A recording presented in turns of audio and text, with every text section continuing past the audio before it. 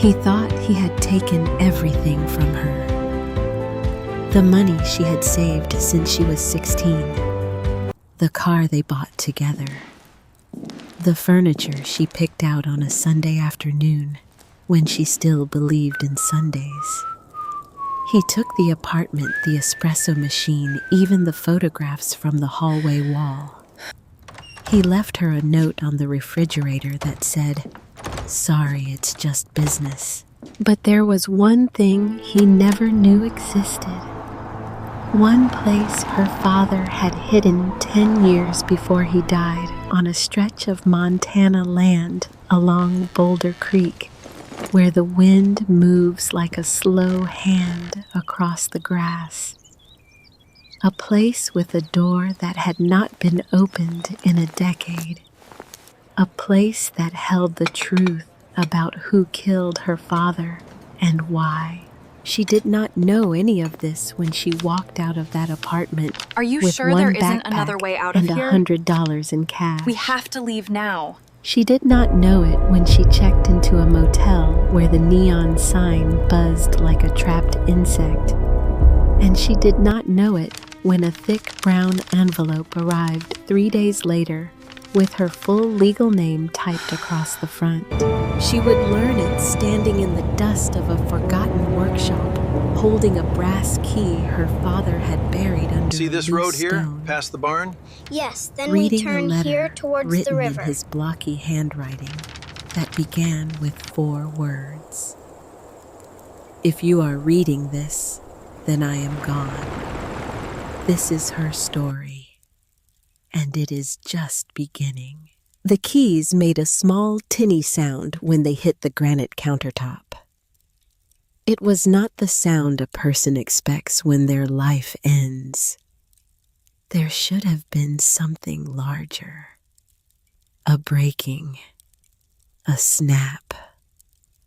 Instead, there was only that thin metallic click, the sound of 2 keys on a cheap chrome ring falling against stone, and then the silence afterward, which was worse than any sound. Marlowe Birch stood in the middle of the apartment and tried to remember how to breathe. The light was wrong. That was the first thing she noticed. The afternoon sun came through the western windows the way it always had, that warm Colorado light that turned the hardwood floors honey-colored for about 40 minutes every day before sliding away. She and Holden had loved that light. They used to sit on the floor and drink coffee in it, leaning against the legs of the sofa, talking about nothing the way people do when they believe they have a lifetime in front of them. The light was the same, but the sofa was gone. The rug was gone. The framed photograph of the 2 of them at Estes Park was gone. The light fell on empty floorboards, now on the dust outlines of furniture that had been there yesterday morning, and it made the whole room look like the scene of a crime that had already been cleaned up. She had $37 in her checking account. She had checked it again in the elevator on the way up, the way a person presses a bruise to make sure it still hurts. Holden had been thorough. That was something she would think about later in the long hours of the bus ride out of Colorado in the cold blue light of the motel room. He had been thorough the way a surgeon is thorough. He had drained the joint account on a Thursday 4 days before the rent was due. He had hired the moving truck for Friday morning while she was at the bookstore on Pearl Street, ringing up paperbacks for tourists, smiling at strangers, completely unaware that her entire life was being loaded into cardboard boxes and driven out of her future. By the time she came home Friday evening, the apartment was mostly empty. By Saturday morning, when she woke up on the bare mattress, because he had taken even the sheets, he was gone. The note was on the refrigerator. White paper, his handwriting, 4 lines. Marlo, I'm sorry. The relationship ran its course. I took what I needed for the next chapter. Don't try to find me. It's just business. She had read it 18 times in 3 days. The first time, it had felt like a knife. The second time, it had felt like a sentence in a language she did not speak. By the 18th time, it had become a kind of riddle, 4 lines that did not quite add up, the words just business clinking around in her head like a coin in an empty jar. The landlord was waiting downstairs. He had been kind at first 10 days ago when she had explained the situation through the door because she could not bring herself to open it. He had stopped being kind on day 3. Now he was just a man with a clipboard and a permanently disappointed face who needed her out by 5 o'clock. She picked up her backpack from the floor. It contained 4 changes of clothes, a toothbrush, a paperback she had not finished, a photograph of her father that she had pulled from a frame, and $112 in cash she had been hiding inside a hollowed-out copy of Walden on the top shelf of the closet. Her father had taught her that. Never let anyone know all your secrets, Marlo, he used to say, especially not where you keep your running money. She had not listened. She had told Holden everything. She had believed love meant having no secrets, which turned out to be the most expensive belief she had ever held. She walked out without looking back. The door clicked shut behind her, a final small period at the end of a sentence she had not finished writing. The Twin Pines Motel sat at the edge of a 4-lane road that ran north out of Boulder toward the foothills. The sign out front had a flickering vacancy light that buzzed at a pitch just high enough to be heard through the thin walls.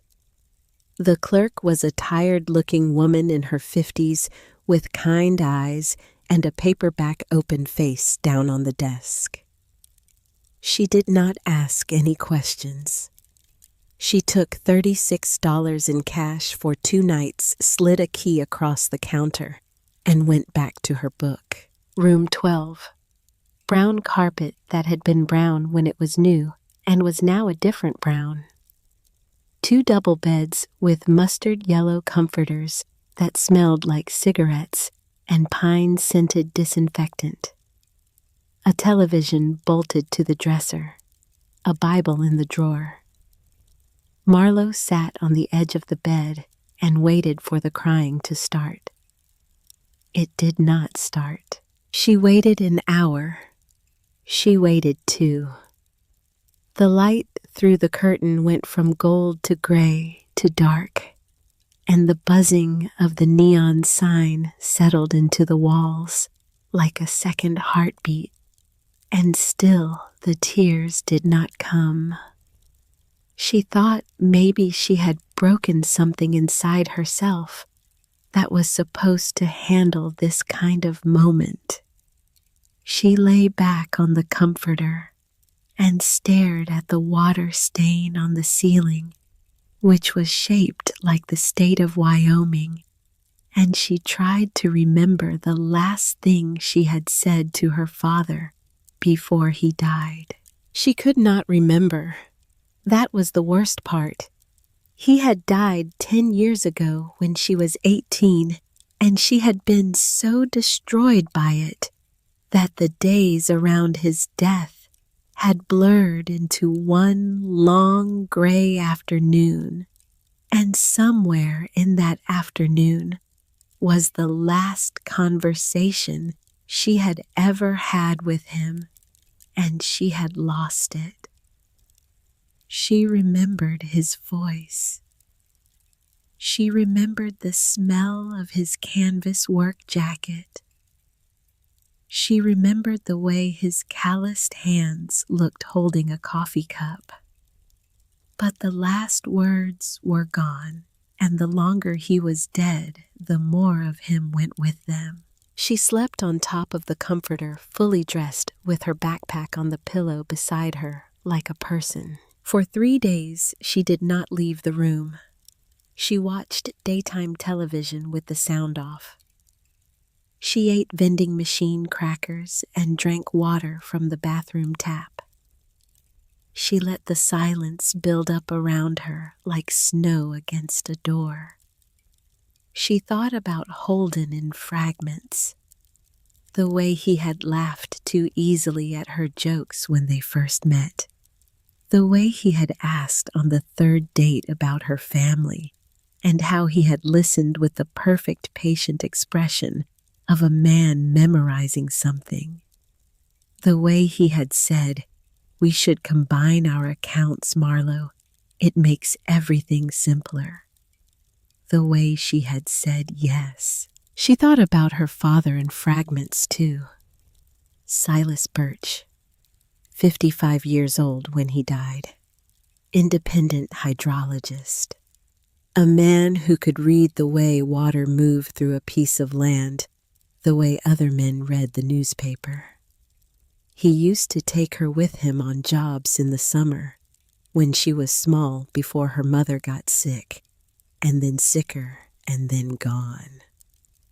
They would drive his Ford F-250 out to ranches in eastern Colorado and southern Wyoming, and he would point at the country rolling past the window and tell her stories.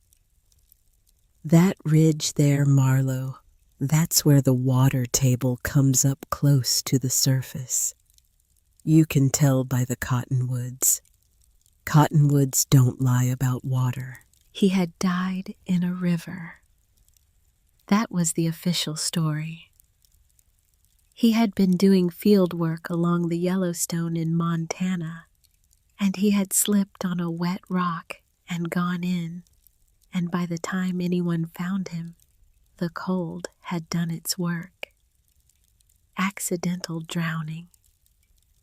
The county coroner had signed the certificate. The funeral had been small.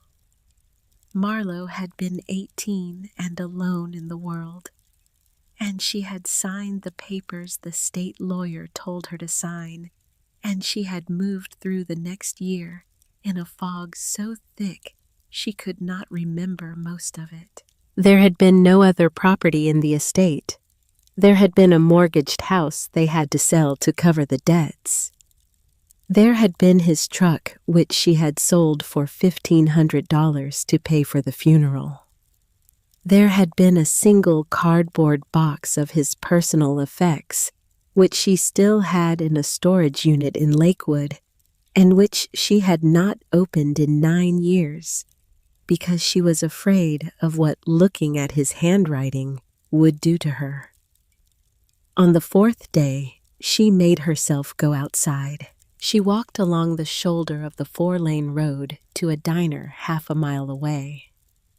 She ordered coffee she could not afford and sat in a booth by the window for an hour, watching truckers come and go, watching families on their way somewhere, watching the world continue without her permission. The waitress refilled her cup 3 times without being asked. The 3rd time, she set the pot down on the table and slid a plate of toast across with it. "On the house, honey," the waitress said. "You look like you haven't eaten." Marlowe stared at the toast for a long moment, and something in her chest cracked just a hairline. She nodded. She did not trust her voice. She walked back to the motel slowly. The wind off the foothills was cold, and smelled like coming rain. When she reached the front desk to ask about staying a third night, the clerk slid 2 envelopes across the counter. "Came for you this morning," the clerk said. "Both of them, official-looking, the brown one." Marlowe took the envelopes back to room 12 and laid them on the bedspread. The first was a thick brown envelope with a clear plastic window. Her full legal name was typed in the window. Marlowe Elizabeth Birch. That was the name only her father had used. Her mother had called her Marley. Holden had called her Babe. Everyone else in her adult life had called her Marlowe. But her father had used the whole thing, the middle name and all. And seeing it now in the window of a county tax envelope sent goosebumps up the back of her neck. The return address was the Park County Records and Taxation Office, Park County, Montana. She did not know anyone in Park County, Montana. The second envelope was thinner, cream-colored, hand-addressed in blue ink. A woman's handwriting slanting forward, the loops generous and slightly artistic. The postmark was Bozeman, Montana. There was no return address. She opened the brown one first. It was a notice of property tax delinquency. It stated that a parcel of land listed under the name Marlowe Elizabeth Birch, comprising 80 acres and 1 outbuilding located on Boulder Creek Road, outside the town of Hollow Pine, Park County, Montana, was in arrears. The total amount due was $1,142.17. If unpaid within 90 days, the property would be subject to foreclosure and public auction. Marlowe read it 3 times. Each time it said the same thing, which made no sense at all. She owned nothing. Holden had made sure of that. She did not own a car, a piece of furniture, a coffee maker. She had $37 in checking and $112 in cash. And yet, according to the state of Montana, she owned 80 acres of land along a creek in a county she had never visited. She picked up the second envelope. She turned it over in her hands. She slid a finger under the flap. Inside was a single index card. 3 lines in the same forward slanting blue handwriting. He didn't drown. Find what he hid. Hurry. That was all. No signature. No name. No explanation.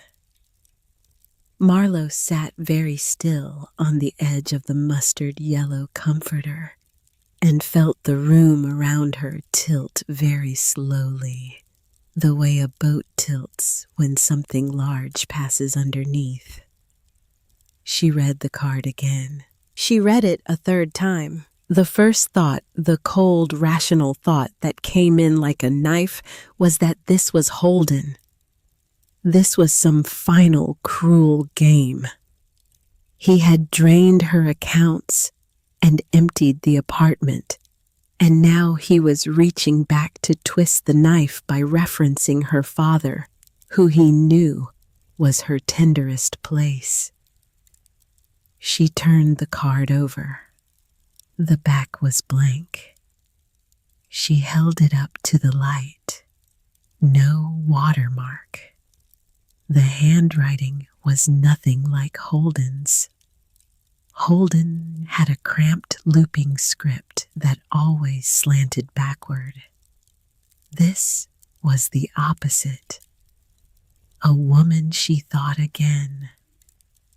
A woman who knew her father had drowned. A woman who lived in or near Bozeman, Montana. which was the county over from Park County, which was where the property apparently was. She set the card on the bedspread next to the tax notice. 2 pieces of paper. 2 impossible things. 80 acres of land that should not exist. A claim that her father's death was not what the state of Colorado had told her it was. For 10 years, Marlo had carried her father's death like a stone in her chest. Heart attack, the coroner had said at first. Then a correction. Drowning. Slipped while field working. Cold water, fast current. By the time she had stopped being numb enough to ask questions, the case had been closed for months. The body cremated, the papers signed. She had been a teenager with no resources and no surviving relatives, and she had accepted the story because she did not know there was another story available. He didn't drown. She picked up the card and read it for the 5th time. The thing that surprised her was not grief. The thing that surprised her was a slow climbing heat in her chest that she did not at first recognize. It took her a full minute to name it. Anger. She was angry, not at the unknown woman who had sent the card. Not even in that moment at Holden. She was angry at every person who had stood in a courthouse and a funeral home and a coroner's office 10 years ago and looked at an 18-year-old girl and decided to tell her a story that was easier than the truth. She got up off the bed.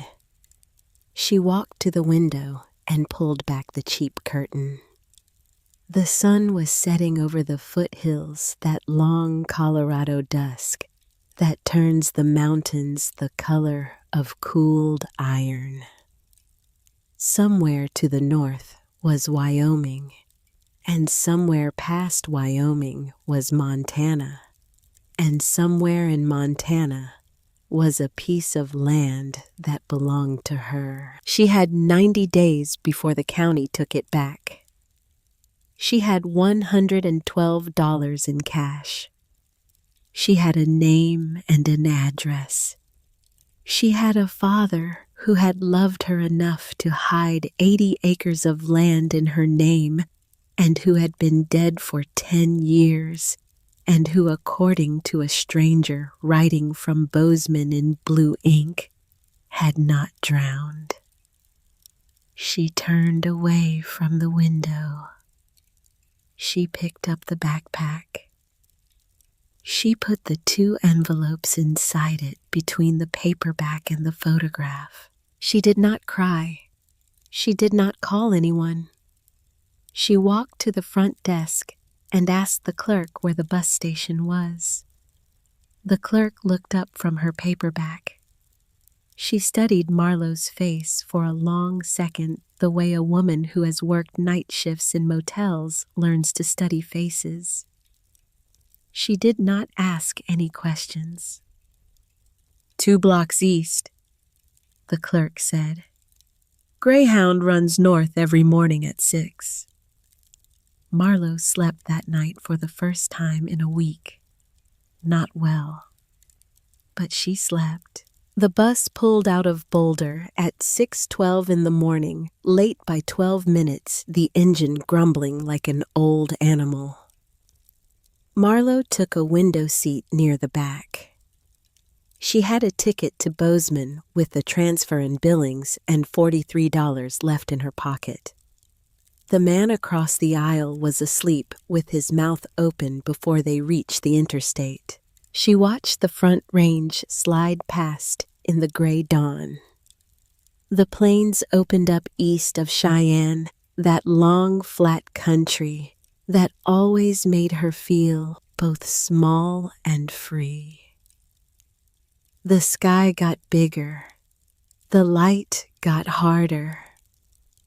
By the time they crossed into Wyoming, the world outside the window was the color of pale wheat and old bone, and she could feel the particular feeling she always got when she traveled this country, which was the feeling of moving backward through her own childhood. Her father had loved this drive. He used to bring her with him on jobs up to ranches outside Sheridan before her mother got sick. They would leave Boulder before dawn in the F-250 with thermoses of bad coffee, and he would talk to her the whole way about water, about how the high plains hid their water deeper than people knew in aquifers that took thousands of years to fill, and which a single drilling operation could empty in a season. About how the cottonwoods always told you where the water was. About how a man could not lie to land the way he could lie to other men. She closed her eyes against the window. She tried to summon his face. She got pieces. The crow's feet at the corners of his eyes when he laughed. The salt and pepper of his beard in the last year of his life. The way he held a pencil between his teeth when he was reading a map. The bus rolled north through the long Wyoming morning. She slept through Casper. She woke in Buffalo, ate a stale sandwich from a station vending machine, slept again. In Billings, she changed buses, sat for 2 hours in a yellow plastic chair under fluorescent lights. Watched a janitor mop the same square of linoleum 3 times. The second bus carried her west out of Billings into Park County in the slanting light of late afternoon. And now the country changed. The plains lifted into rolling hills, then into foothills, then into the long blue serration of the Absaroka Range on the western horizon. The grass was greener here. The cottonwoods along the creek bottoms were just starting to bud. She watched the country come to meet her, and she felt for the first time in weeks the small flicker of something that was not despair. Hollow Pine was barely a town. The bus dropped her at a Sinclair station that doubled as a post office, a general store, and apparently the only commerce in a 12-mile radius. The building was wood-sided and faded green, with a porch that sagged in the middle. A bell jangled when she pushed open the door. The smell inside was coffee old wood leather and something faintly chemical, maybe motor oil. The man behind the counter was somewhere north of 70. Long face, deep weather lines, gray hair cut close to the skull. He wore a flannel shirt that had been blue once. He looked up from a newspaper. "Help you. I'm looking for Boulder Creek Road." He folded the newspaper slowly and set it down. He did not answer right away. He studied her the way a man studies a coyote that has come too close to the house. "You got business out there. I'm told I own some property." The man's expression did not change, but something behind his eyes did. A small adjustment, the way a card player rearranges a hand. He looked at her another long moment. "You Silas Birch's girl." The air went out of the room. Marlowe could not speak for a second. She had not said her father's name out loud to a stranger in 10 years. To hear it come back at her from the mouth of an old man in a gas station in Montana was like being touched on the shoulder by a ghost. "You knew him," she finally said. "Everybody in 50 miles knew him." The man's voice had gone quieter. He reached under the counter and brought out a key on a wooden tag. Your daddy left this with me about 6 months before he died. Said someday a young woman might come asking. Said her name would be Marlowe. Said to give her this and tell her the road to take. He held the key out across the counter. Marlowe took it.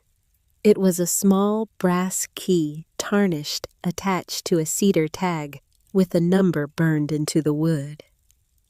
7-3-B. She closed her hand around it.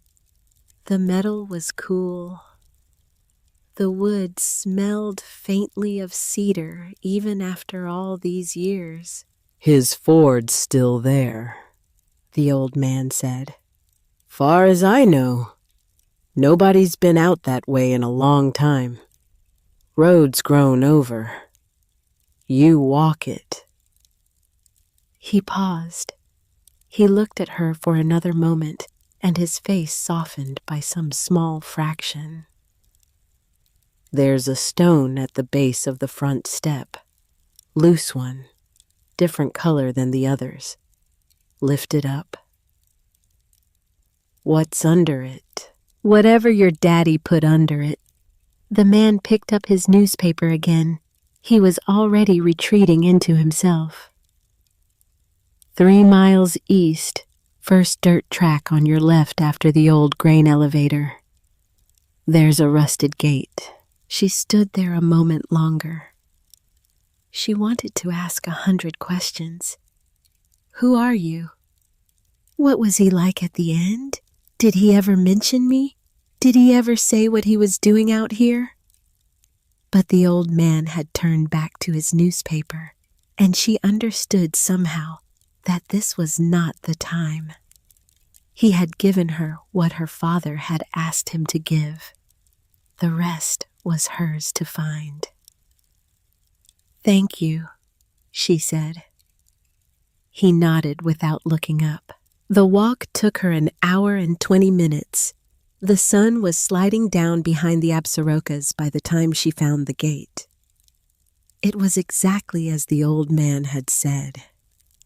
A rusted livestock gate hanging from a single hinge half swallowed by sage and blackberry. A weathered sign nailed to the post, the paint mostly gone, private property. No trespassing. She pushed through. The 2-track on the other side was overgrown. The grass came up to her knees. She walked between the wheel ruts, listening to her own breath, listening to a hawk somewhere overhead, listening to the way silence sounds when it is the silence of country and not the silence of a city apartment. A 1/4 mile in the trees opened up. She stopped walking. The clearing was wider than she had expected. Maybe 2 acres of grass and wildflowers ringed by Douglas fir and aspen. In the center stood a building. It was not a house. It was a shed, a long, low rectangle of corrugated metal, painted a dark forest green that had faded to the color of old moss. Maybe 40 feet long. A high-pitched roof. A large roll-up door at one end padlocked. A standard metal door beside it. Around the shed, the meadow was littered with the soft shapes of the past. A rusted oil drum on its side. A stack of weathered lumber returning to dirt. A small wooden bench near a fire ring. Off to one side, half hidden under a young aspen that had grown up around it, was the shape of a vehicle under a heavy canvas tarp. The wind moved the tarp slightly, and she caught a glimpse of dark green metal underneath. The Ford. Marlowe stood at the edge of the clearing and could not move for a full minute. She had not seen that truck in 10 years. She had assumed it had been sold or scrapped along with everything else. To find it here parked in a meadow at the edge of the Absarokas, covered like a body waiting for someone to come back for it, made her chest feel like it had been hollowed out with a small, clean spoon. She walked into the clearing. She crossed to the shed. She put her hand against the metal wall, and it was warm from the day's last sun, and she felt suddenly that her father was very close to her in a way he had not been for 10 years. The brass key did not fit the padlock on the roll-up door. She knew it would not. She walked to the side door, the standard one, and slid the key into the lock. The mechanism was stiff. She had to put her shoulder into it. There was a long, grinding click, and the handle turned, and the door swung inward with a slow, mournful creak. Behind her, the wind moved through the aspens, and the world held its breath. She did not go in yet. She turned around and walked back to the front step, which was a poured concrete stoop with 3 stones laid in front of it as a kind of welcome path. The light was almost gone. She knelt down and ran her fingers along the stones until she felt one that was looser than the others and slightly different in color, a paler gray. She wiggled it. It came up easily. Beneath it, nestled in a small depression scooped out of the dirt, was an oilskin pouch. She lifted it out. It was heavier than it looked. She opened it. Inside was a single object. Another key, larger this time. An old-fashioned brass key with a long shaft and a single complicated tooth at the end. A skeleton key, the kind she had only ever seen in movies and antique shops. The brass was tarnished, but the key itself felt solid and important in her palm, the way certain objects feel when they have been waiting a long time for the hand that was meant to hold them. She closed her fingers around it. Somewhere in the trees, an owl called. 3 notes, low and steady. Marlowe looked up. The first stars were coming out over the ridge. The shed door stood open behind her, a black rectangle in the green metal wall, and the smell that came out of it was the smell of motor oil and sawdust and dust and time. She stood. She walked to the door. She crossed the threshold. The interior was dark. She fumbled in her backpack for her phone. The battery was almost dead, but there was enough left for the flashlight.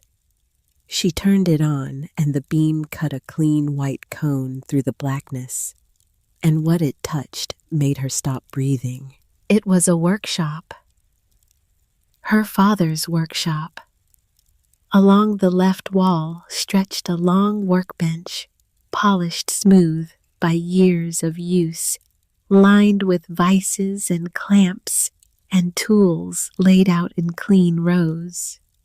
Above the bench, hanging from a sheet of pegboard, was every kind of wrench and screwdriver and pliers a man could need, each one outlined in white paint, so that every tool had its own home. On a shelf above that, she could see boxes of glass vials labeled in her father's blocky handwriting. BC 14, BC 15, BC 16. soil and water samples. Dozens of them, hundreds maybe. In the center of the floor, the canvas-covered shape she had seen outside was matched by another shape inside, larger, longer. She crossed to it and lifted the corner of the tarp. Underneath was the Ford F250. Deep forest green, the same color as the shed dust, an inch thick on the hood. The keys were sitting on the dashboard, right where he had left them. She walked the length of the building, past the truck, past a small kitchen alcove with a hot plate and a coffee pot and a propane tank. Past a cot in the corner with an army blanket folded at the foot. To the back of the building where the floor space opened up into what could only be described as an office. A wooden desk against the back wall. A drafting table beside it. Rolls of maps in a metal canister. A rotary phone black on the desk. A green glass banker's lamp. And in the center of the desk, perfectly positioned, was a gray metal lockbox. Beside the lockbox was an envelope. The envelope had her name on it, written in her father's familiar blocky script. Just her first name, Marlowe. She set down the backpack. She sat in the wooden office chair, and it creaked under her weight after 10 years of silence. And she stared at the envelope for a long time before she picked it up. The wax seal on the back was unbroken. She slid her thumb under it. The wax cracked. The envelope opened. She pulled out the letter and unfolded it under the trembling beam of her dying phone, and she began to read the last words her father would ever write to her. My dearest Marlowe, if you are reading this, then I am gone. I have always hoped you would never need to find this place. I have always hoped I would get the chance to tell you all of it myself when the danger had passed and you were old enough to forgive me for the lies. But I have learned in my work that hope is not a plan. If you are here, then the plan is all you have left. And I am so sorry, my girl, that the plan is all I could leave you.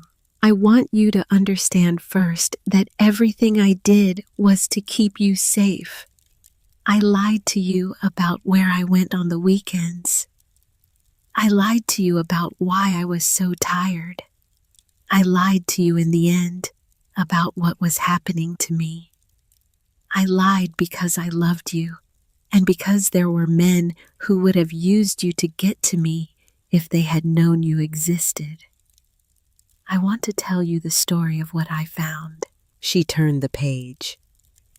The handwriting was tight, urgent, the letters smaller, as if her father had been trying to fit a life into the space of an envelope. 15 years ago, when you were 13, I started getting calls from ranchers around the Boulder Creek drainage. Their wells were going bad. Their cattle were getting sick. Their kids were getting sick in ways that did not have names yet. They came to me because I was the only independent hydrologist in 3 counties, and they could not afford the company men. I tested their water. What I found was benzene, arsenic, toluene, concentrations that were not natural, not in country like this. Concentrations that did not get into groundwater by accident. The contamination was tracking northwest along a fault line from a series of well pads operated by a Houston company called Kestrel Resources. They had been hydraulic fracturing on leased land south of here for 6 years. They had been doing it badly on purpose because doing it badly was cheaper. Their casings were failing. Their wastewater pits were leaking. And when ranchers complained, Kestrel sent men to make offers on the land. Distressed prices. Cash. Quick closing. The kind of offer you take when your cattle are dying and your children are sick, and you do not know why. I started keeping records. I went off the books. I took samples at night. I drove 200 miles to use a lab in Bozeman that I trusted. I built this place over the course of 2 years on a parcel I bought through a shell company because I was already being followed by then and I needed a place they did not know about. I told you I was going fishing. I am sorry for that, Marlowe. Of all my lies, that one is the one I think about the most. The notebooks in the metal lockbox contain everything. Every sample, every well, every name, every dollar Kestrel paid to which judge and which inspector and which state senator. I have spent 5 years building a case that no court in the country will be able to ignore. But Marlowe, I want you to know something. They know I am building it. They have known for a few months now. I do not know how they found out. A man has been parked at the end of our road in Boulder. A black Ford Bronco. Same plates every time. There have been calls in the night where no one speaks. I think I am running out of time. She had to stop reading. Her hand was shaking too badly to hold the page. She set the letter down on the desk. She put her face in her hands. She did not cry. She breathed for a long minute the way her father had taught her to breathe when she was small and her mother had just died. In through your nose for 4, hold for 4, out through your mouth for 4. He had said it would keep her from drowning. She had never understood until now why he had used that word.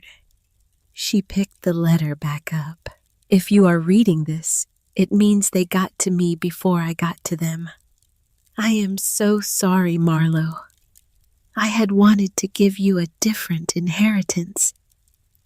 I had wanted to give you a quiet life, a college fund, a wedding. Instead, I have given you a fight. The fight is the only thing of value I have left to leave you, and I have made it as ready for you as I could. The lockbox combination is your birthday, all 4 digits of the year. Inside the box is cash to live on for a while, and it is enough for you to start over somewhere new and never look back if that is what you choose. That is one option. I want you to know that you have it. I do not want you to feel that you owe me your life, Marlowe. You do not. Whatever you choose, I will be proud of you. I have always been proud of you. The other option is in the floor. Under the workbench 4th board from the wall, there is a knot shaped like the eye of an owl. The board lifts up. Everything I have built is in the compartment underneath. Notebooks, samples, recordings, a name to call, a lawyer named Hollister Faulkner in Bozeman. He knows part of the story. He will know what to do. Whatever you choose, choose it knowing this. You are the only person in the world I trust with what is in this room. You are stronger than you know. You are smarter than you give yourself credit for. You are mine and your mother's, and you are everything we made together, and there has never been a thing in this life I have loved more. Be strong, be smart, be brave. Your father, Silas. She read the letter twice. She read it 3 times. She set it down on the desk, and she sat in the dust and the dark of her father's workshop, and the phone flashlight died, and the only light in the room became the thin silver of the moon coming through the small high window at the back of the shed. She thought about a black Ford Bronco. She thought about a man who had loved her enough to build a fortress in the woods. She picked up the lockbox. Her hands were steady now. She spun the dials. 1, 9, 9, 6. The latch released with a small, clean click. Inside on top was a thick stack of $100 bills held together with a brown rubber band. Beneath that, the corner of a leather-bound notebook. Beneath that, the gleam of glass vials. And tucked along the side of the box, slid behind the cash, was a manila folder. She lifted the folder out. She opened it. It was a list. Names in her father's handwriting. Some had been crossed out. Some had small notes next to them. Some had photographs paper-clipped to the page. Employees of Kestrel Resources organized by department. About halfway down the 3rd page, under the heading Acquisitions Boulder Creek Region, she saw a name that was not crossed out. Holden Ashwell, Junior Acquisitions Officer, recruited 2017. There was a photograph clipped to the page, a face she knew better than her own. The smile he used in professional headshots, the one she had loved, the one she had kissed. The shed was very quiet. Outside, somewhere in the aspens, the owl called again.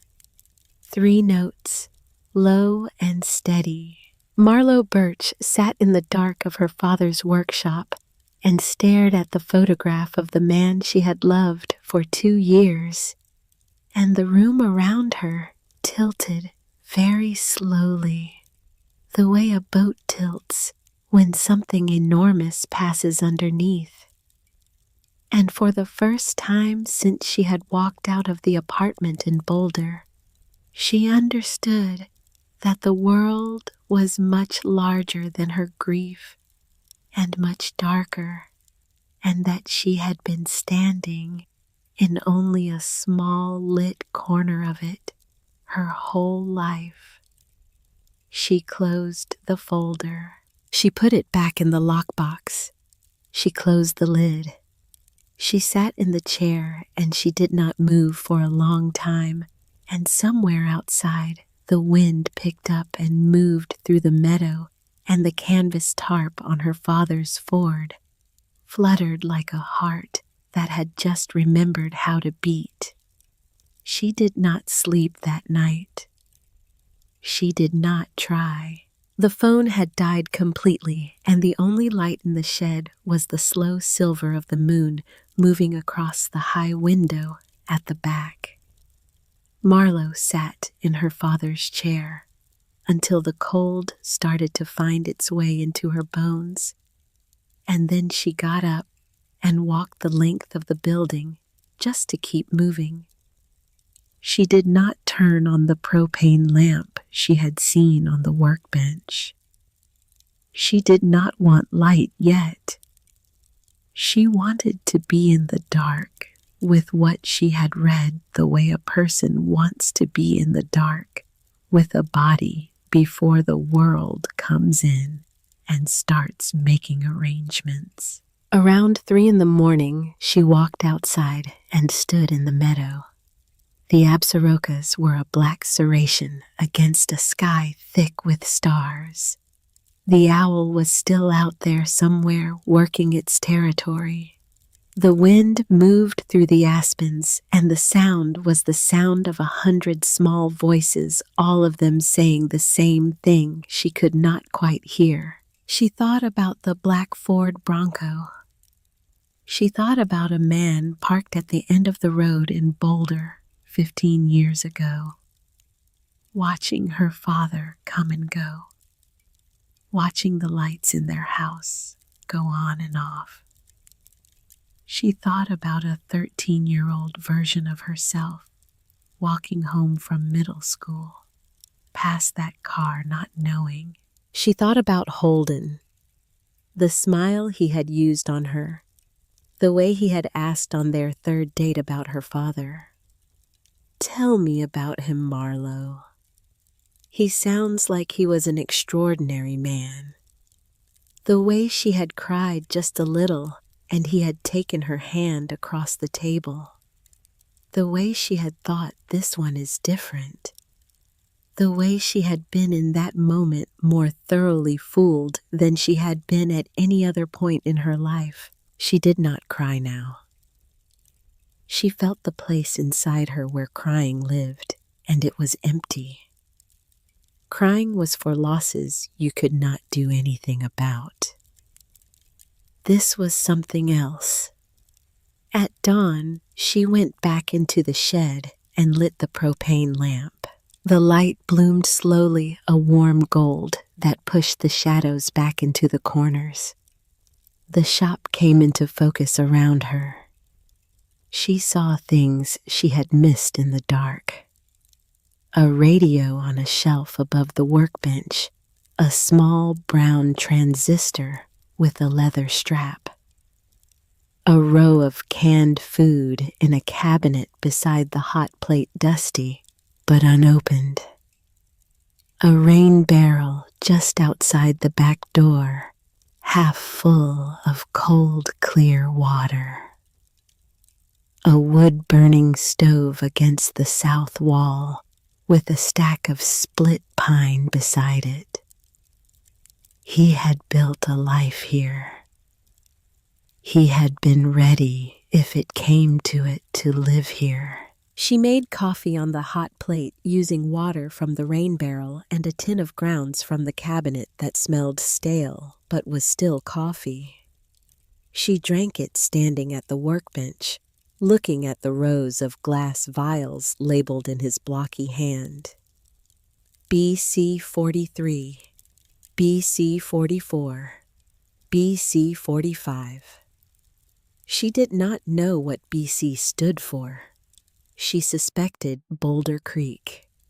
She suspected each vial was a piece of evidence in a case her father had spent the last 5 years of his life building, and she suspected the case was about to become hers. She walked to the workbench. She knelt down. She ran her fingers along the floorboards near the wall until she found it. 4th board from the wall. A knot shaped like the eye of an owl. 2 soft circles fused into a single dark watching shape. The wood around the knot had been planed down, smoothed, fitted carefully. She found a pry bar in a drawer above the bench. She wedged it into the seam. The board lifted without a sound. He had built it well. The cavity beneath was deeper than she had expected. Metal lined, maybe 3 feet deep, 4 feet long. Inside, packed with the same precision as the rest of the shop, were 8 cardboard document boxes, each one numbered and labeled. Behind them, in a wooden rack, were dozens more glass vials sealed with wax dated. And tucked along the side in a small lacquered box she had not seen anywhere else was a single audio cassette tape. She lifted the cassette out. There was a label on it in her father's writing. 3 words. If I'm gone. She held it in her hand for a long minute. Then she set it on the workbench and walked back to the desk and picked up the small brown transistor radio. She fumbled with the back of it. There was a cassette slot, the old kind with a hinged door. She slid the tape in. She pressed play. There was a long hiss of empty tape. Then her father's voice came through the speaker, and Marlowe had to sit down on the cot because her legs would not hold her. If you are listening to this, then it has happened. 10 years she had not heard him. 10 years his voice had been fading from her memory. The specific gravelly warmth of it. The way he ran certain words together when he was tired. To hear it now coming out of a cheap transistor in a Montana shed at sunrise was the closest thing to resurrection she had ever experienced. Marlowe, if you found this, you found the rest. The notebooks, the samples, the names. Good.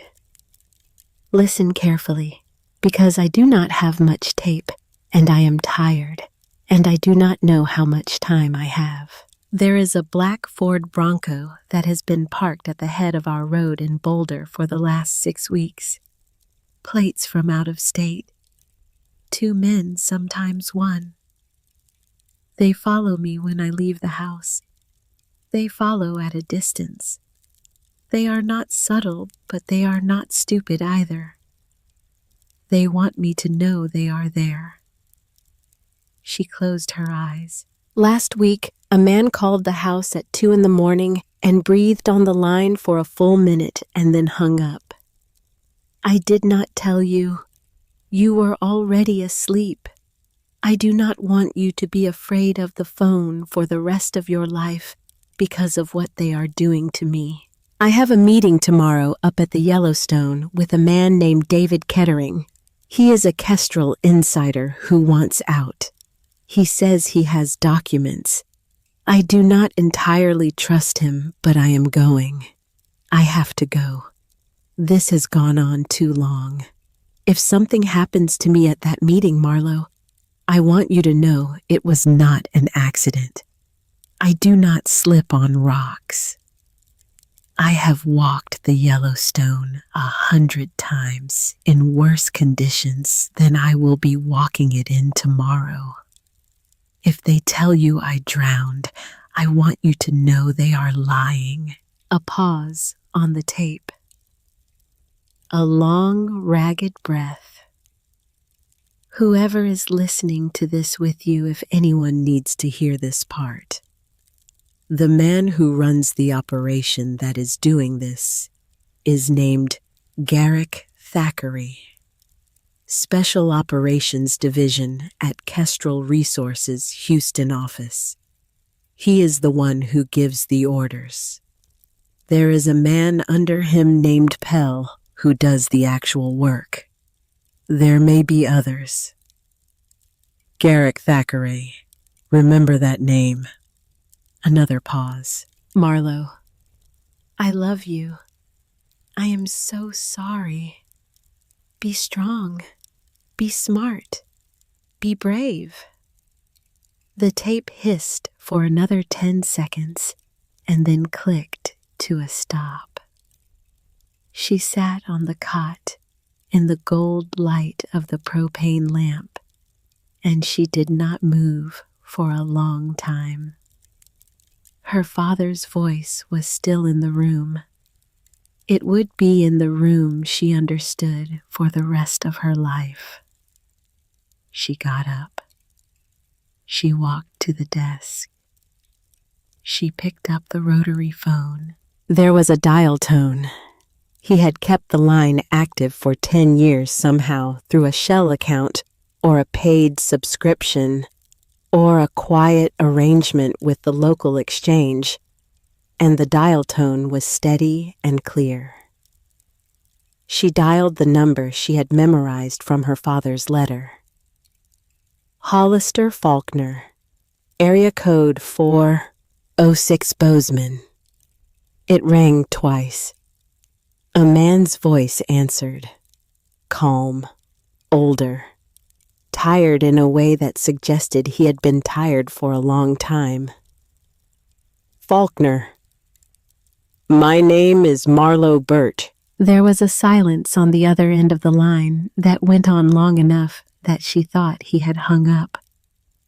Then she heard him exhale a long, slow breath, the way a man exhales when he has been holding something for a decade and has finally been told he can put it down. "Where are you?" he said. "I'm at his place, on Boulder Creek." "Don't open the door for anyone. Don't talk to anyone. Don't go into town. Stay where you are. I'm in Bozeman. I'm leaving inside 15 minutes. He hung up. Marlowe set the receiver back in the cradle. She walked to the front door of the shed and looked out at the meadow. The morning sun was just clearing the ridge. The aspens were lit up gold and white. Somewhere in the trees, a meadowlark was working through its long looping song, the one her father had taught her to identify when she was 6. She waited. He arrived just past noon in a dark blue Subaru Outback that had seen a lot of country. He parked beside her father's Ford.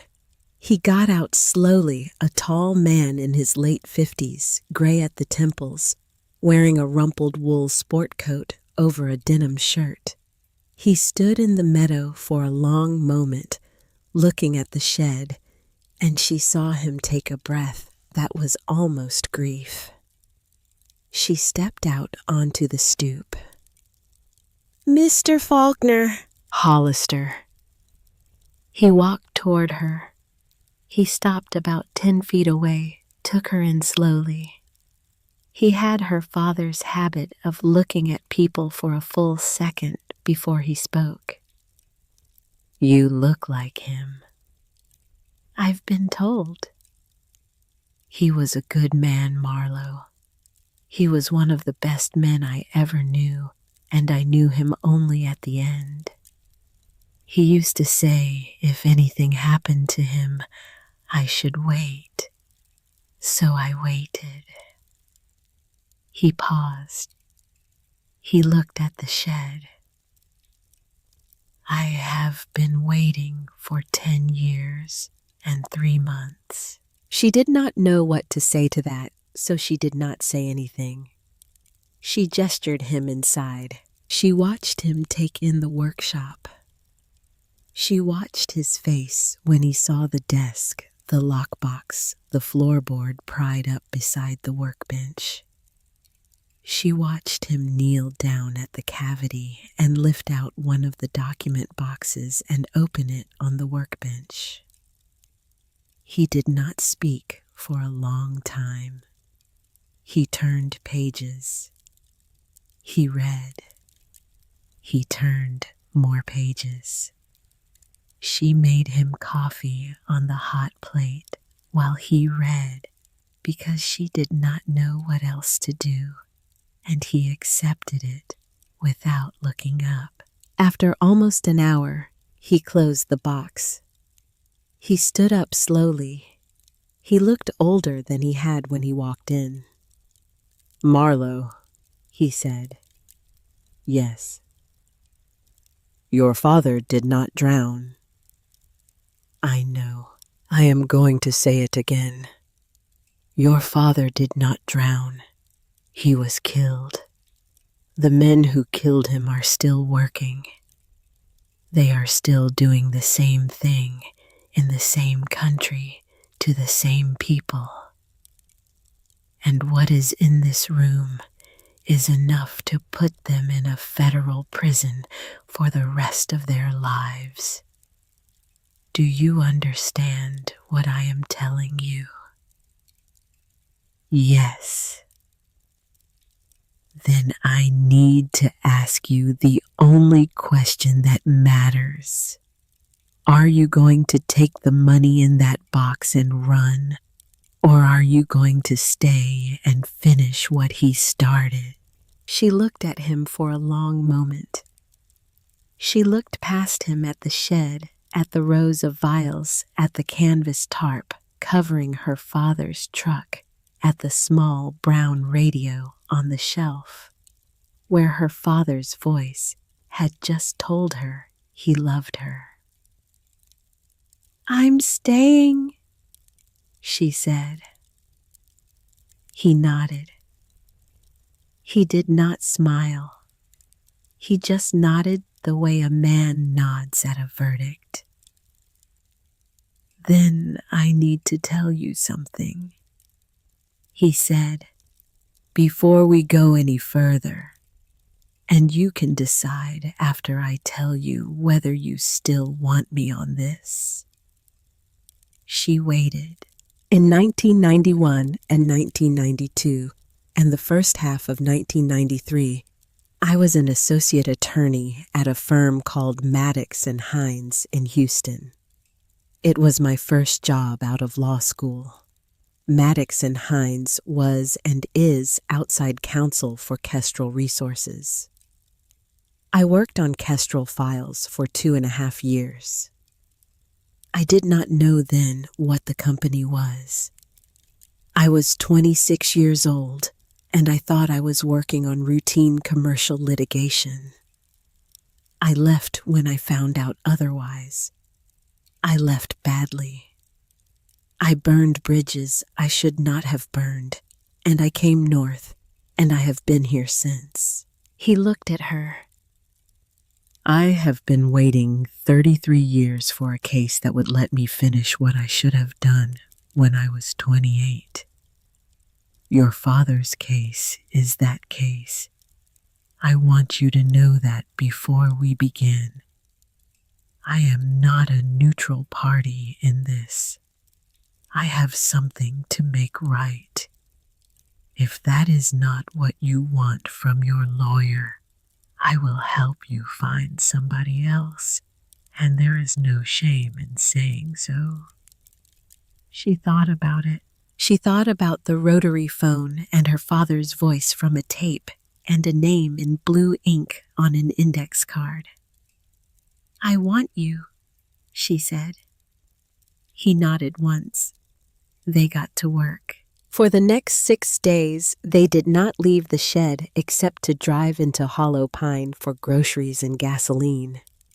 Hollister slept in the Subaru. Marlowe took the cot. They worked 16-hour days, going through the boxes one at a time, photographing every page, building a digital archive on a laptop Hollister had brought in a hard-shell case. He showed her how her father had organized the evidence. 3 categories: the contamination data, the corporate corruption data, and what Hollister called the human cost, which was a stack of folders her father had built for each affected ranching family. Names, dates, illnesses, deaths. On the second day, she opened a folder labeled Holcomb, Jed, and Ruth. The first page was a photograph of a man and a woman in their early 60s standing in front of a barn, both of them squinting at the camera the way ranch people do.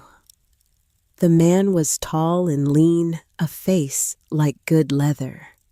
The woman was small, with white hair pulled back, a gentleness about her mouth that was somehow even more striking than her husband's hardness. The notes beneath the photograph were in her father's hand. Boulder Creek Road, North Property. Well went bad summer, 2007. 12 head of cattle dead by autumn. Ruth Holcomb diagnosed with leukemia, April 2009. 3 grandchildren removed from the property by 2010, 2 now in remission, 1 ongoing treatment, Billings. Jed refused Kestrel buyout 3 times, standing firm. Good man. Marlo set the folder down and walked outside into the meadow and stood with her hands on her knees for a long minute breathing. On the 4th day, Jed Holcomb came up the road. She heard the truck first. An old Chevy by the sound of it, the engine knocking the way old engines do. She walked out of the shed, wiping her hands on a cloth, and she saw an ancient red pickup nosing through the trees, and the old man behind the wheel was the man from the photograph. Older, hollower. The face under the cowboy hat was sun-marked and patient. He pulled up in the meadow and got out slowly, holding onto the doorframe for balance. He had a foil-wrapped dish in his free hand. He set it on the hood of the truck. Heard a young woman come to town asking about Silas Birch's place, he said. His voice was low and unhurried. Figured I'd come up. Brought a casserole. My wife made it before she passed. I've been freezing them. I'm down to the last 6. Figured this was a good occasion. Marlo could not speak for a moment. You knew my father, she said. Knew him better than most. He's the reason I still have a piece of this land instead of a check from Kestrel and an apartment in Billings. He looked at her for a long second. You look just like him around the eyes. She invited him inside. Hollister and Jed shook hands like 2 men who had met before, but never long enough to remember it well.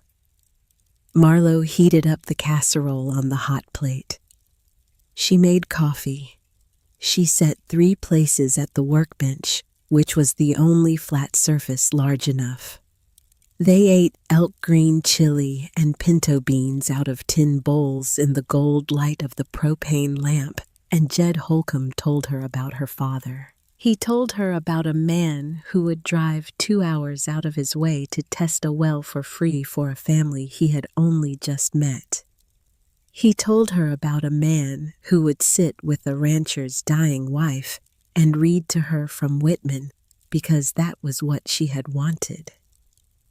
He told her about the meeting Silas had called in the Holcomb barn in the summer of 2011, when 26 landowners came, and her father stood in front of them with a flashlight under his chin, like he was telling a ghost story, and laid out for the first time what Kestrel was doing to the country. He told us we had to be patient, Jed said.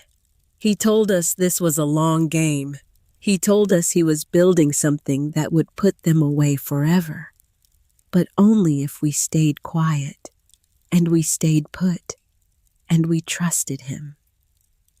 So we stayed quiet. And then he died, and we did not know what to do with the trust. We just held it. We held it the way you hold a stone in your pocket. We have been holding it for 10 years. He looked at her. And now you are here. Now I'm here, she said. He nodded slowly. He set down his coffee. He looked at Hollister. He looked back at her. What do you need, Silas's girl? Time, Hollister said. Time to organize, time to file, and we need to know who in the county and in the town can be trusted and who absolutely cannot. Jed Holcomb stayed until midnight. He drew names on a yellow legal pad. He drew a small map of the county. He drew a long line through the name of a man named Brock Halverson, who had been the deputy under the old sheriff, and who Jed said had taken Kestrel money for years before disappearing south. He drew 2 thick underlines under the name of the current sheriff, a man named Malcolm Pryor. Pryor, Jed said. You can trust Pryor. He and your daddy used to fish together. He cried at the funeral. I saw it. A grown man cried in the back of the chapel and tried to pretend it was the dust. When Jed left, Marlowe walked him out to his truck. The night was cold. The stars were enormous. There is one more thing, he said before he climbed into the cab.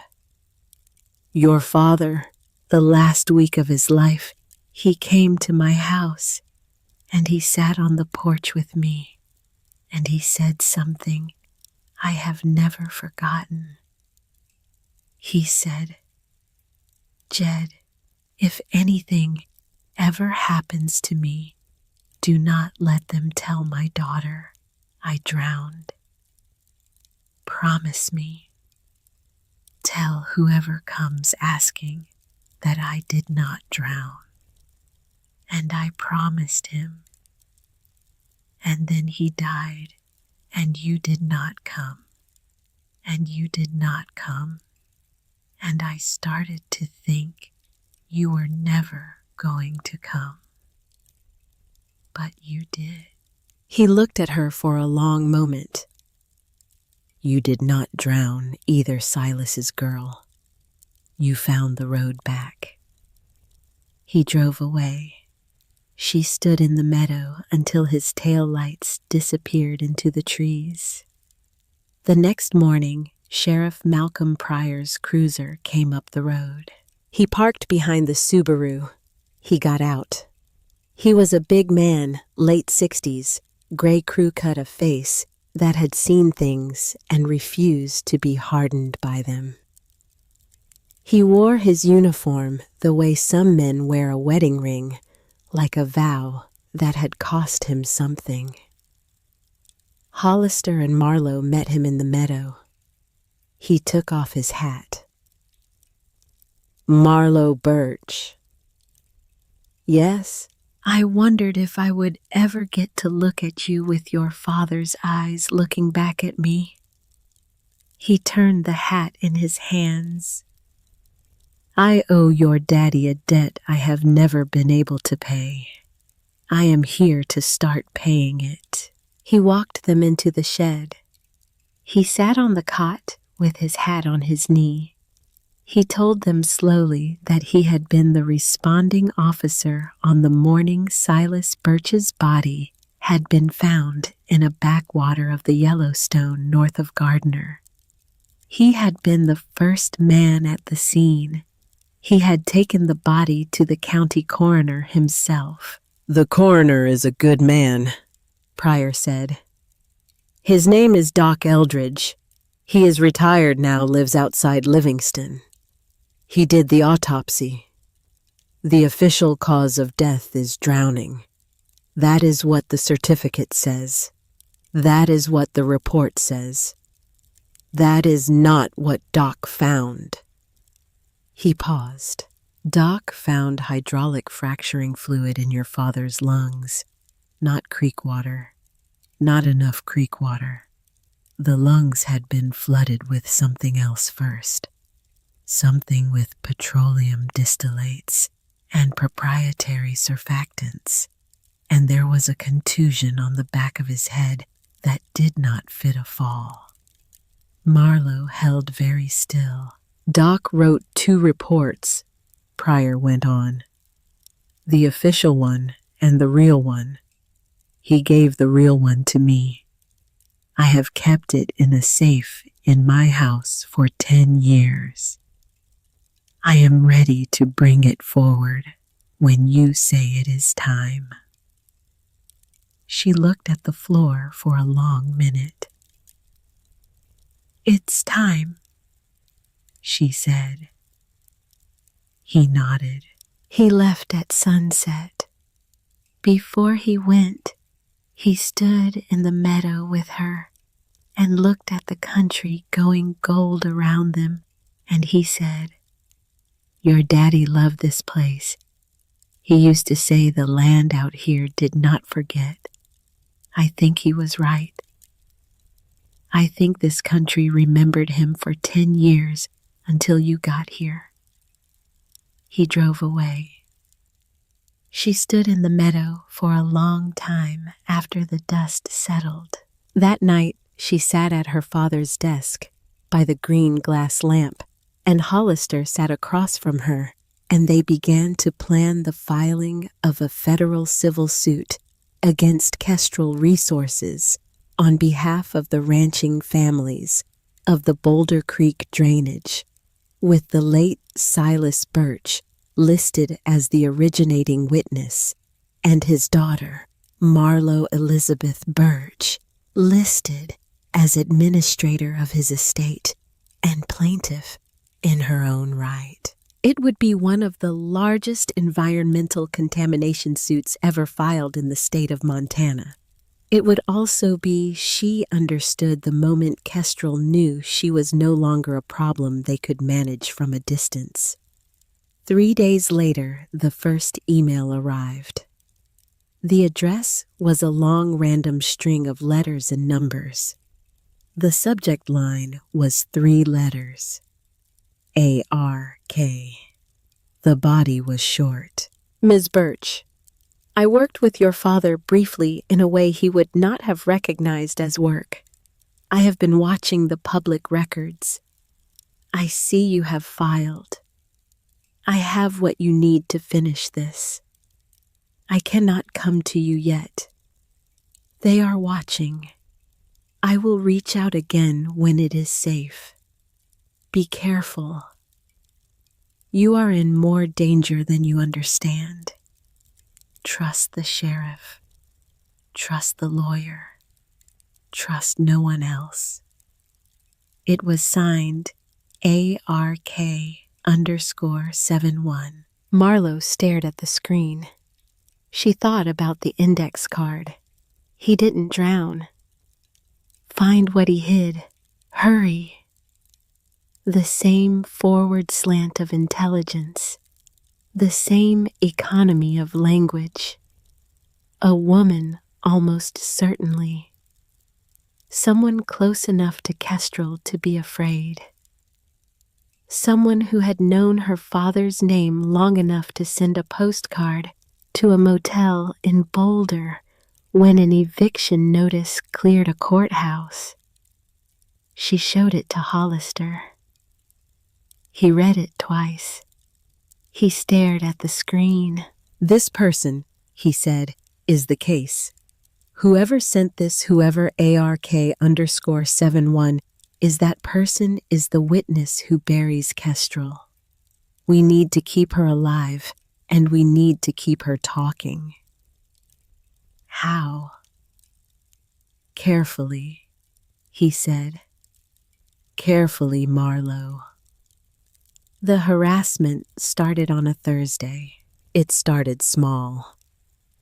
A Bozeman newspaper Marlo had never heard of ran a feature piece under the byline of a reporter named Sutton, with the headline, "Failed Hydrologist's Daughter Sues Local Energy Provider for Millions Cites, Father's Lost Investigation." The article quoted unnamed sources at Kestrel, describing Silas Birch as a difficult, paranoid figure who had been let go from 2 firms before going independent.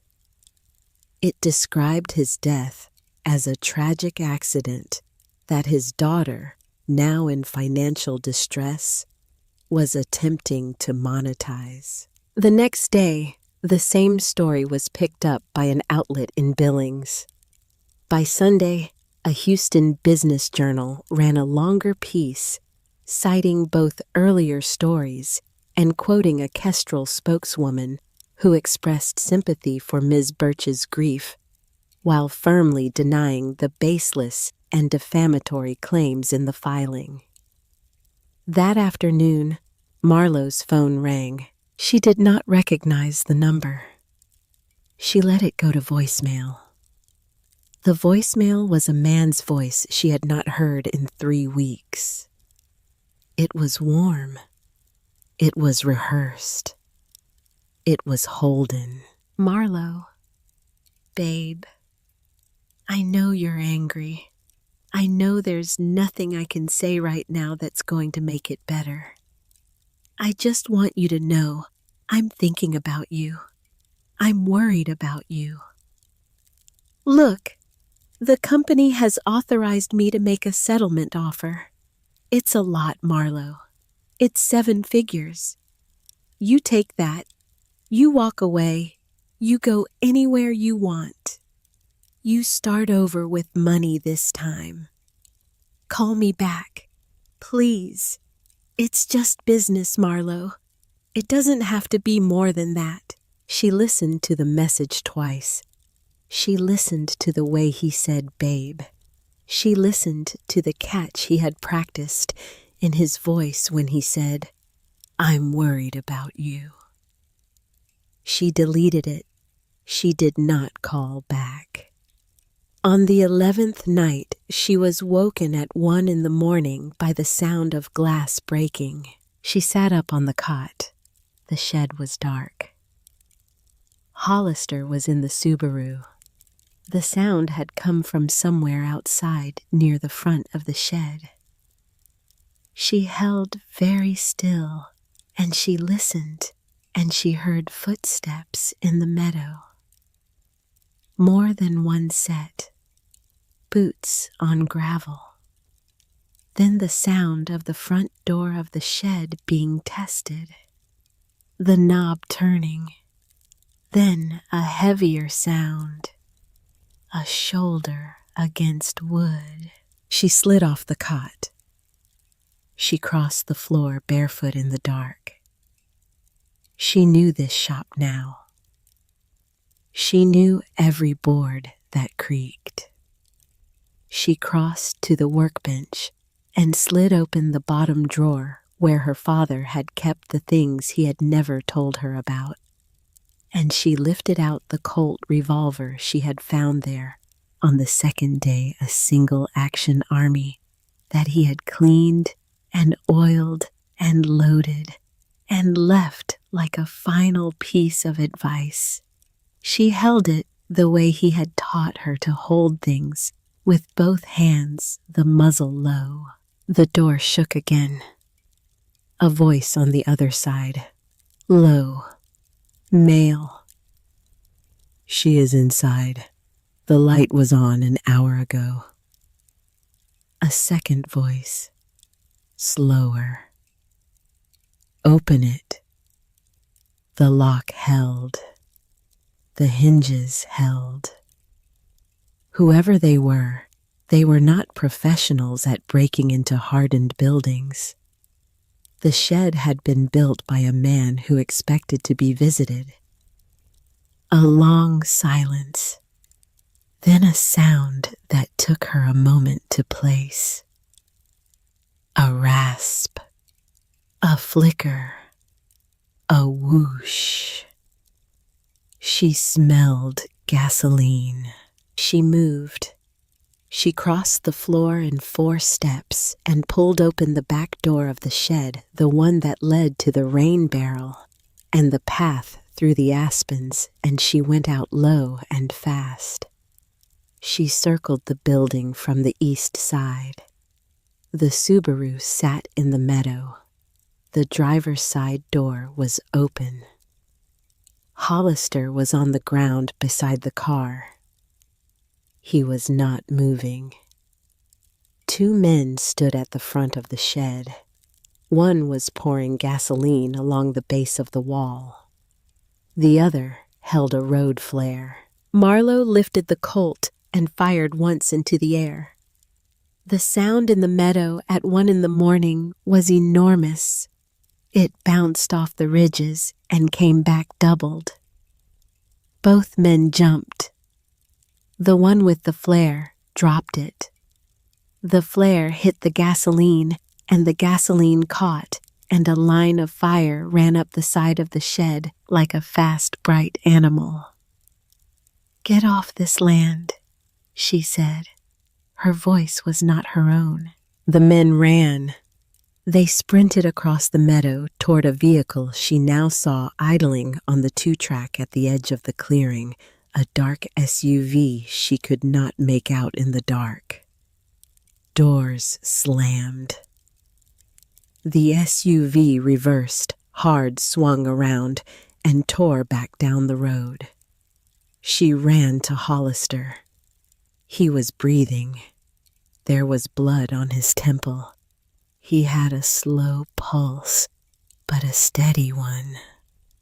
She pressed her hand against the wound and called his name, and he opened his eyes. "Marlowe," he said. "Don't move." The shed. She turned. The fire was running along the base of the wall.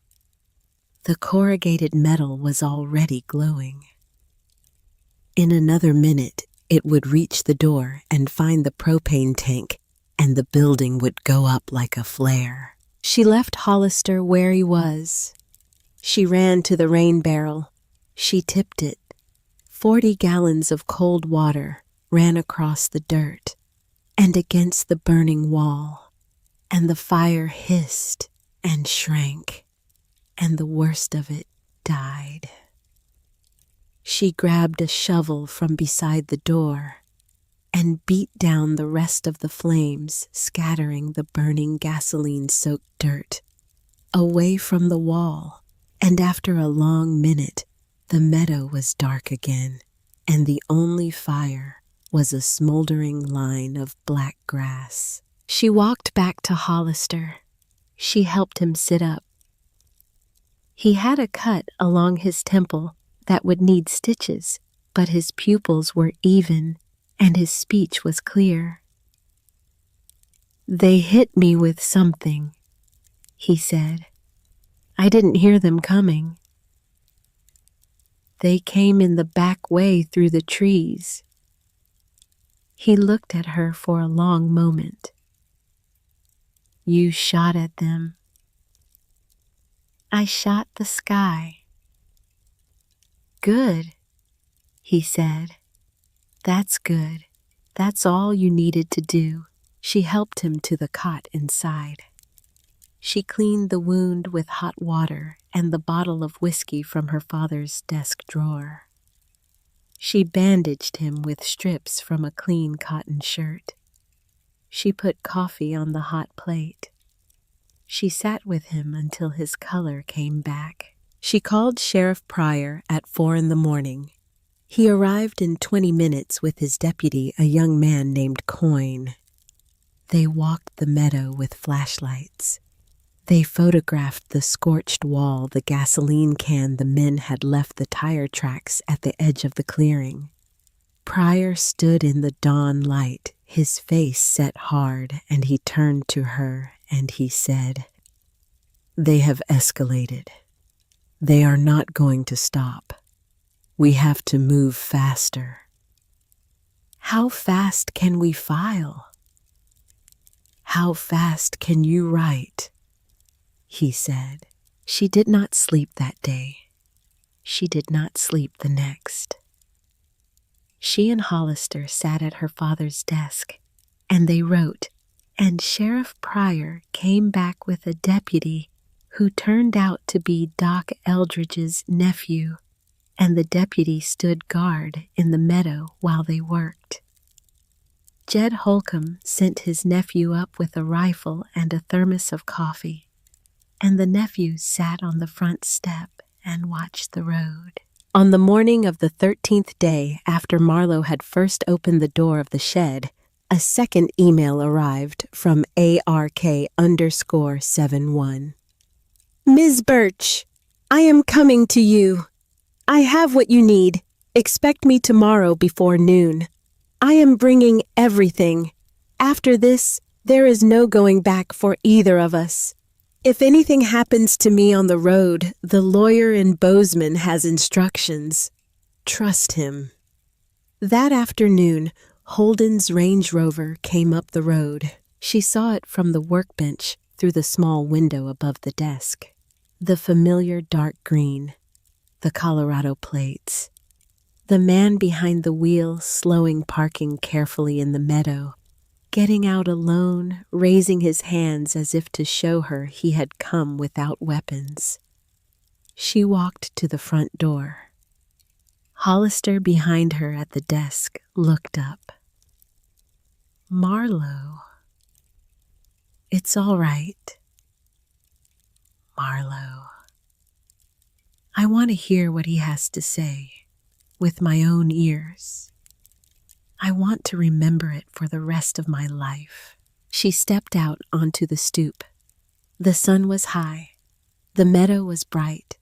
Holden stood in the grass 20 feet from her, his hands still half raised, the practiced sorrow already settling onto his face, and she stood at the door of the shed her father had built, and she waited for him to speak.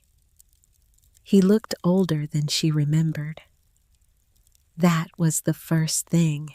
It had only been 3 weeks since she had last seen him, and yet the man standing in the meadow looked as though he had aged 5 years in those 3 weeks. His skin was gray under the Montana sun.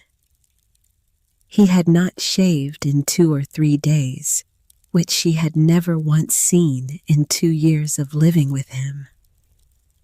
He had always been meticulous about shaving. There was a small cut on his jawline, the kind a man gets when his hands are not steady. His Range Rover sat behind him on the grass, its engine ticking as it cooled the Colorado plate she had memorized the first week she met him, still bolted to the bumper. He did not come closer. He kept his hands half-raised palms toward her. Marlowe. She did not answer. Babe, please, just let me talk for a minute. Don't call me that. He winced. He let the hands come down slowly. He looked at the shed behind her, at the scorched line along the base of the wall, where the fire had run, at the boarded patch, where the propane tank had been moved away from the building. His eyes moved across all of it, and she watched him understand that he was looking at the aftermath of an arson he had probably not authorized, but had certainly enabled. I didn't know, he said, about the fire, about the men. I want you to know I didn't know. You don't get to want me to know anything. He nodded. He accepted it. He had always been good at accepting small blows in service of a longer game. She had loved him for what she thought was patience. She understood now what it had actually been. Marlowe, I came because I had to come. The company doesn't know I'm here. I drove up overnight. I am alone. I am unarmed.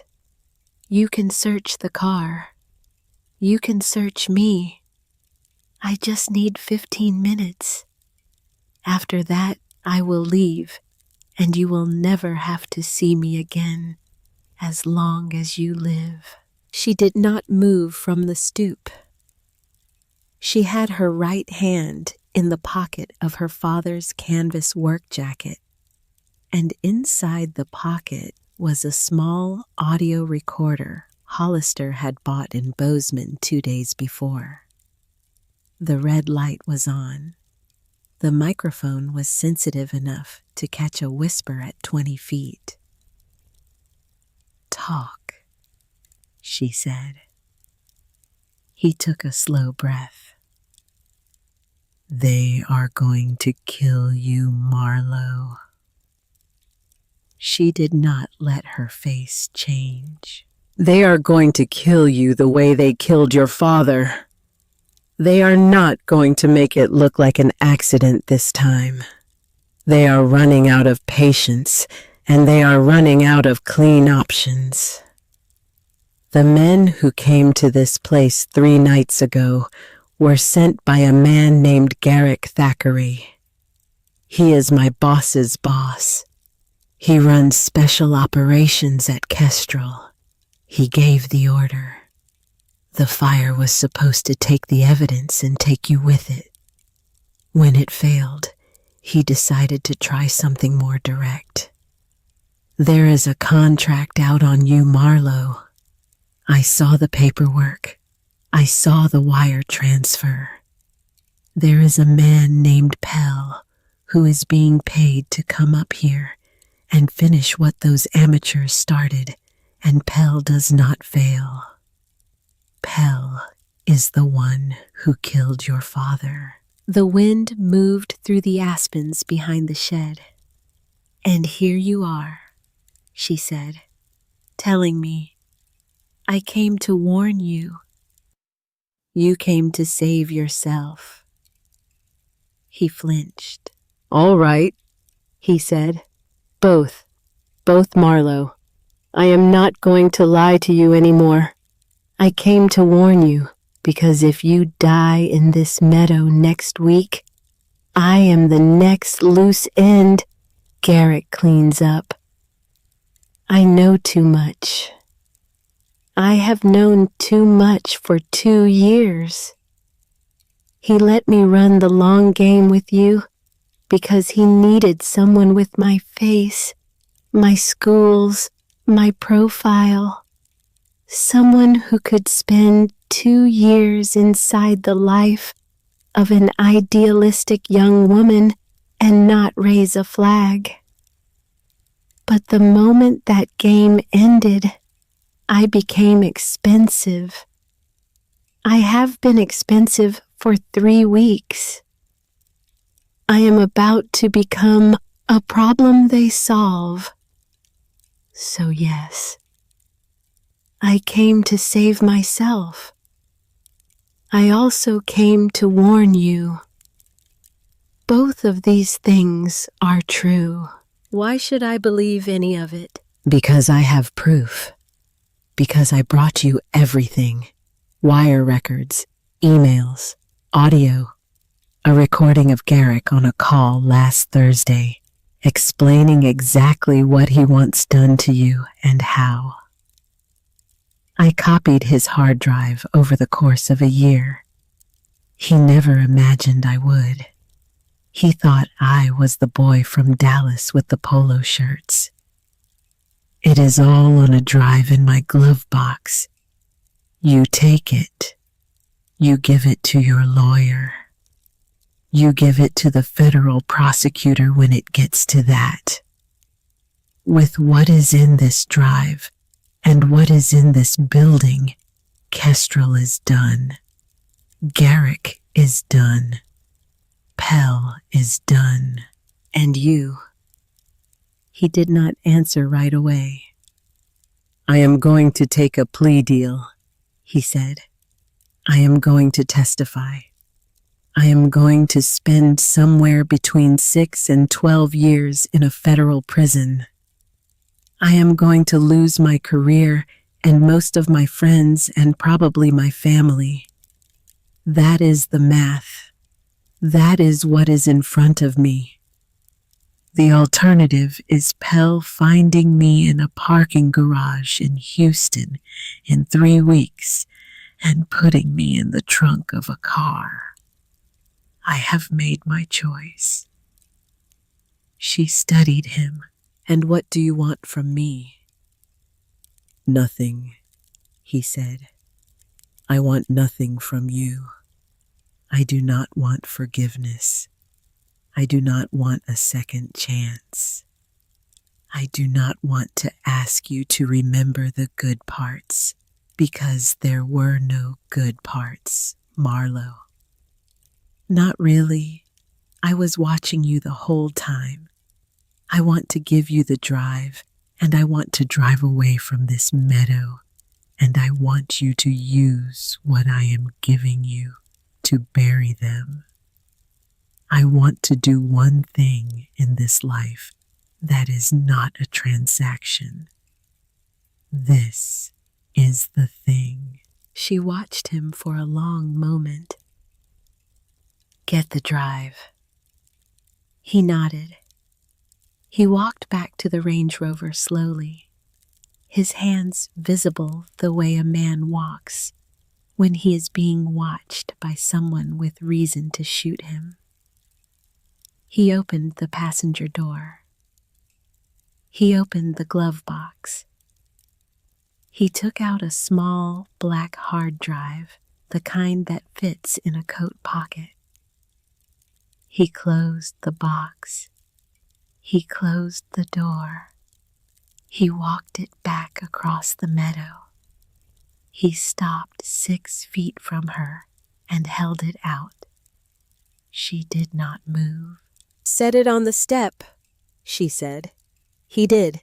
He stepped back. She looked down at the drive on the gray concrete and then up at the man who had used her name for 2 years, and the thing in her chest that had cracked at the diner in Boulder the morning the waitress gave her toast, cracked again, this time wider.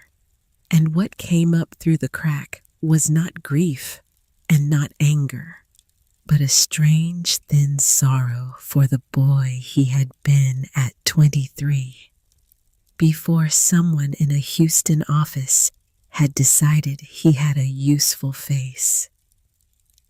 It was very small. It would not last. But she felt it. Holden? Yes. My father loved me my whole life. He died because he loved me. He spent the last 5 years of his life building this place so that when everything else was taken from me, I would have a way to stand. He believed I would do the right thing when it came. He believed it from the time I was 8 years old, and he caught me lying about a broken cup. He sat me down and he said, Marlowe, the world is a place where most people will lie to you to get what they want, and you do not have to be one of those people. And I have not always lived up to that, but I am going to live up to it now. He waited. You betrayed me, she said. You did not break my heart because what we had was not real, and you cannot break what was not made. But you betrayed me. You betrayed every meal we ate together, and every conversation we had about my father.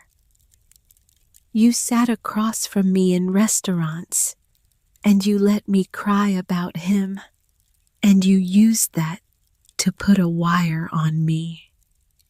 There is a place in hell for that, Holden. I do not know if you are going to it. That is not my work. My work is to use what is in this drive, and what is in this building, and what is in my father's notebooks to make sure that the next girl who falls in love with you does not exist. Because there is not going to be a next girl. There is going to be a courtroom and a sentence and a long, quiet decade in a federal facility in West Virginia, where you will have time to think about every word you said to me. And when you come out, if you come out, you will be a man no one knows. You will not be welcome anywhere. You will not have me to think about because I will not think about you. I will think about my father. I will think about Jed Holcomb's grandchildren. I will think about the woman who is coming up that road tomorrow morning to give me the last piece of this. I will not waste another minute of my life on you. He did not speak. Go, she said. He nodded. He turned. He walked back to the Range Rover. He got in. He started it.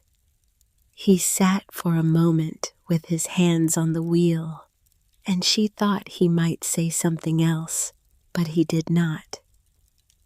He put the vehicle in reverse. He backed out of the meadow. He drove slowly down the 2-track until the green of the Range Rover disappeared into the trees. She stood on the stoop for a long minute after the engine sound faded.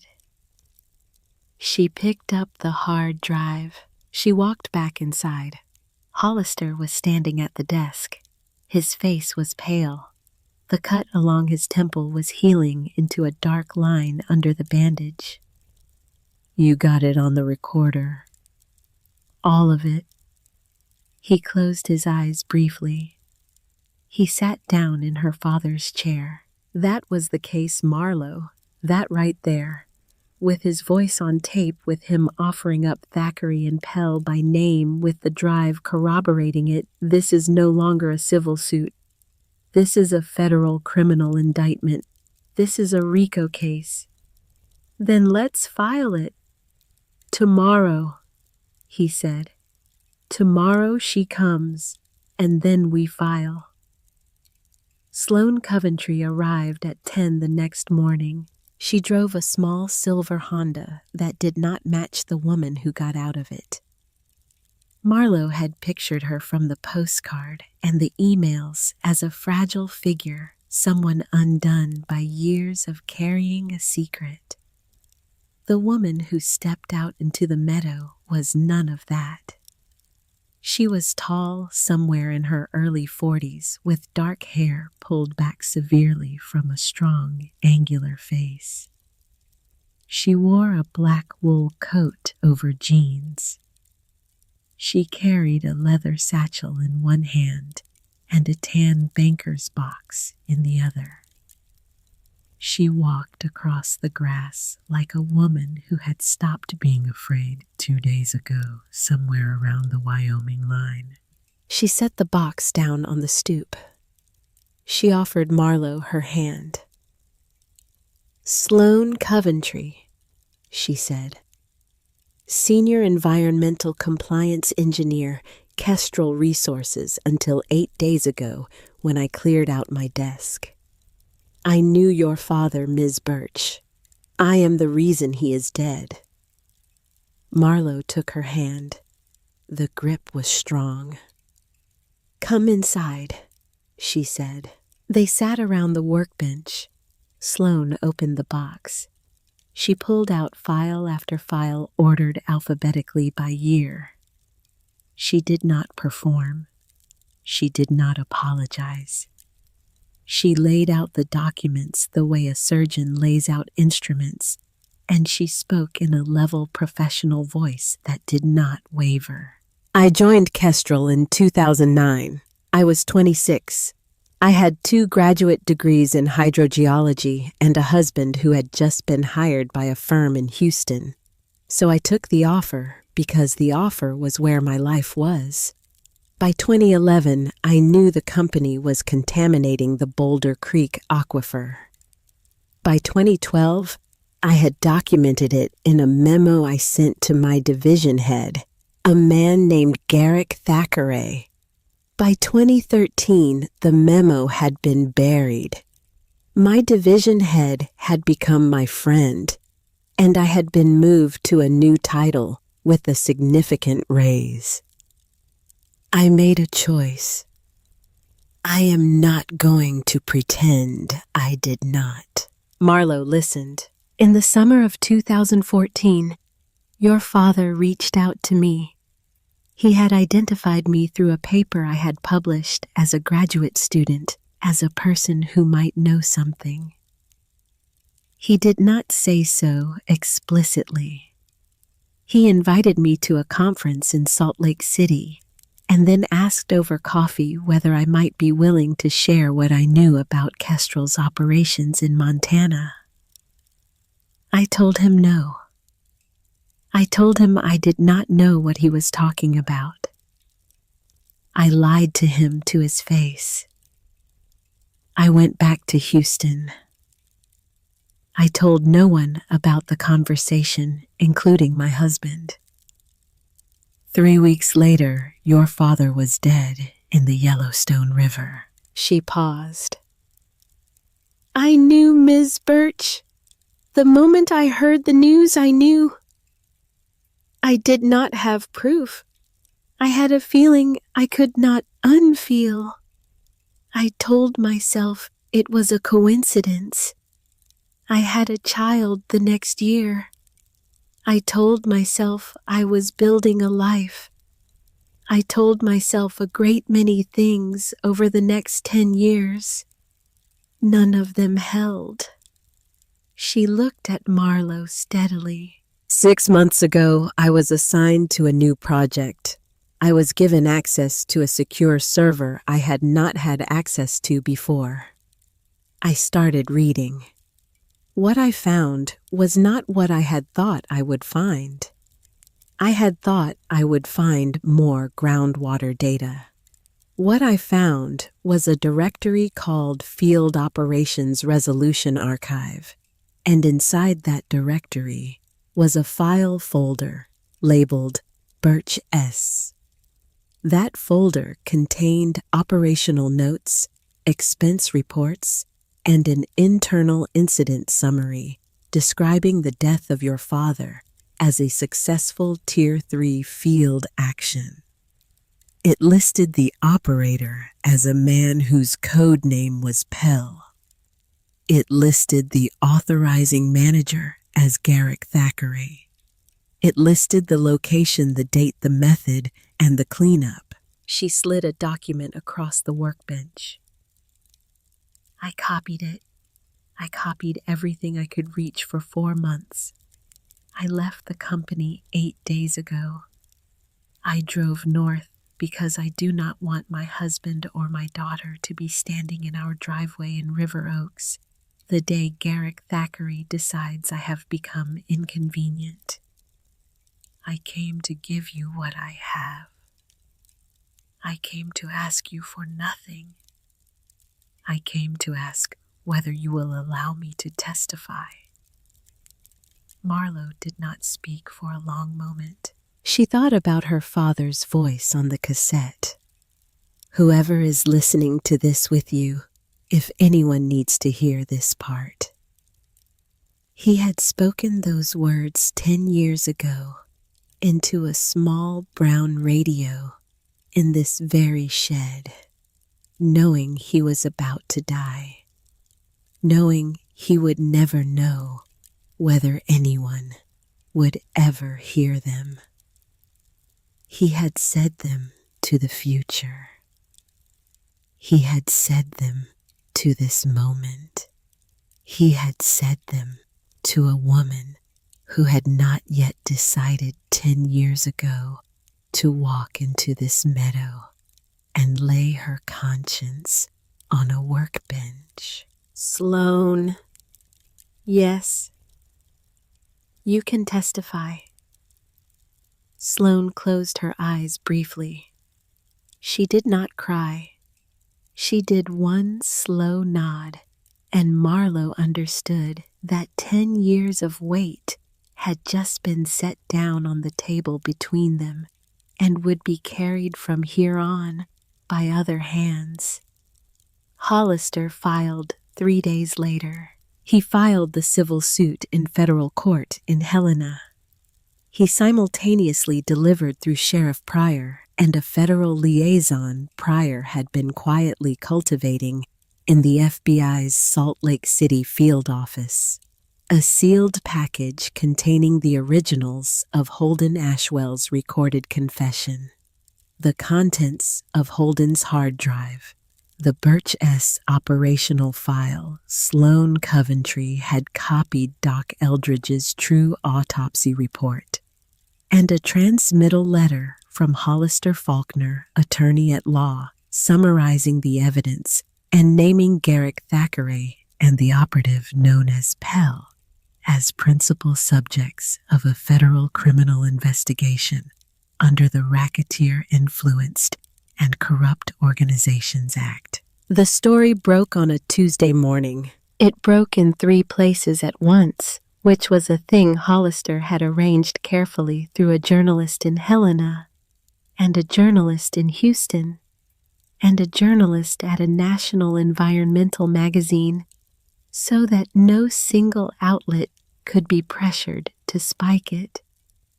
By 11 o'clock Eastern Time, Kestrel Resources was the lead story on every business channel in the country.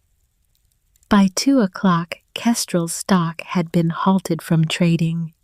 By 4 o'clock, the United States Attorney's Office for the District of Montana had announced the convening of a federal grand jury. By the end of the week, the meadow was no longer empty. The ranchers came. Jed Holcomb came first in his red truck with a casserole, and a man named Wendell Sturgis from over near Cook City, who had lost a son to the same well water that had taken Jed's grandchildren's hair. Then the Pettyjohns came, and the Crail family from south of Hollow Pine, and a woman named B. Trask, whose husband had died of pancreatic cancer at 46. They came in pickups and SUVs and one ancient Buick that arrived in a cloud of blue exhaust. They parked along the 2-track. They walked into the meadow with cake pans and thermoses, and in 2 cases with old hunting rifles slung over their shoulders, not for show, just for the simple fact that a Montana rancher who has been told his neighbor is being hunted does not show up empty-handed. Marlowe stood on the stoop and watched them come. Hollister stood beside her. Sheriff Pryor stood at the edge of the meadow with his hat in his hand. Jed Holcomb made introductions in a voice that did not need to be loud because the meadow itself had gone quiet to listen. By dusk, there were 43 people in the meadow. By midnight, there were 60. They stayed. Some slept in their trucks. Some slept on bedrolls on the grass. Sheriff Pryor had 2 deputies on the road in marked vehicles. Jed Holcomb's nephew was on the South Ridge with a Remington. A man Marlowe did not know was on the North Ridge with a thermos. She slept 4 hours that night. It was the deepest sleep she had had in 3 months. The federal grand jury convened in Helena 7 weeks later. Marlowe testified for 2 days. She walked the jurors through the shed, through the lockbox, through the cavity under the workbench, through her father's letter and his cassette tape. She played the cassette. She watched 12 faces register the sound of a dead man explaining how he was about to be killed. She watched 2 of those faces, both older men, look away briefly because they could not hold what was in the room. Sloan Coventry testified on the 3rd day. She testified for 6 hours. She did not cry. She named names. She named division heads. She named the corporate officers who had signed off on Tier 3 field actions across a span of 14 years and 3 states. She named a United States congressman who had received what she described as consulting fees in exchange for arranging certain regulatory delays. The congressman's name caused the foreman of the grand jury to ask her to spell it twice. Holden Ashwell testified on the 5th day under a cooperation agreement. Marlowe was not in the courtroom for his testimony. She had been told she did not need to be. She waited in a small room down the hall with Hollister drinking bad coffee from a paper cup, listening to the heating system hum. And when Hollister came back from observing, he said only, "He held up. He gave them everything. He gave them Thackeray. He gave them Pell by his real name, which is Donovan Ackridge, and he gave them the wire transfers. He held up." She nodded. "Is that what you wanted?" he said. "I do not know what I wanted." "That is the honest answer." The grand jury returned indictments on the 8th day. 23 counts: conspiracy, racketeering, environmental crimes, obstruction of justice, witness tampering, and in 2 cases, murder for hire. Garrick Thackeray was indicted in absentia because he had flown to a small private airstrip in Belize the morning after the story broke. He was apprehended at a layover in Panama City 4 days later by a Panamanian customs official who had been quietly tipped by an Interpol liaison. He was on a plane to Houston by the end of the week, in handcuffs, refusing to make a statement, his face on every television screen in the country. Donovan Ackridge, who had been Pell, was apprehended at a fishing cabin outside Galveston 3 days after that by a tactical team of federal marshals. He surrendered without incident. He was carrying her father's autopsy photograph in his wallet. He had been carrying it, the marshals later said, for 10 years. Kestrel Resources entered bankruptcy proceedings 4 months later. The company that emerged from those proceedings was a much smaller, defanged entity. A federal consent decree mandated the establishment of a remediation fund for the affected ranching communities of southern Montana and northern Wyoming, funded by the seizure of executive bonuses, the liquidation of certain corporate real estate holdings, and the criminal forfeiture proceedings against Thackeray and Ackridge. The fund, when fully established, totaled over $400 million. The Boulder Creek aquifer would take the hydrologists estimated somewhere between 30 and 50 years to fully recover. Marlowe used a small portion of the settlement with the unanimous consent of the participating families to do 3 things. First, she paid off the back taxes on her father's land and registered the title in her own name, free and clear, in perpetuity. Second, she rebuilt the shed. She did not tear it down.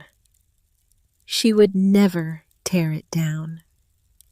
She had the corrugated metal stripped and replaced with new panels painted the same deep forest green. She had the roof replaced. She had the propane lamp replaced with a small solar electrical system. She had the workbench refinished by a man in Livingston who specialized in restoring old workbenches, and who, when he heard whose bench it was, refused to charge her. She had the floorboards near the workbench, including the one with the knot shaped like an owl's eye, carefully removed and reinstalled exactly where they had been. Third, she expanded the building.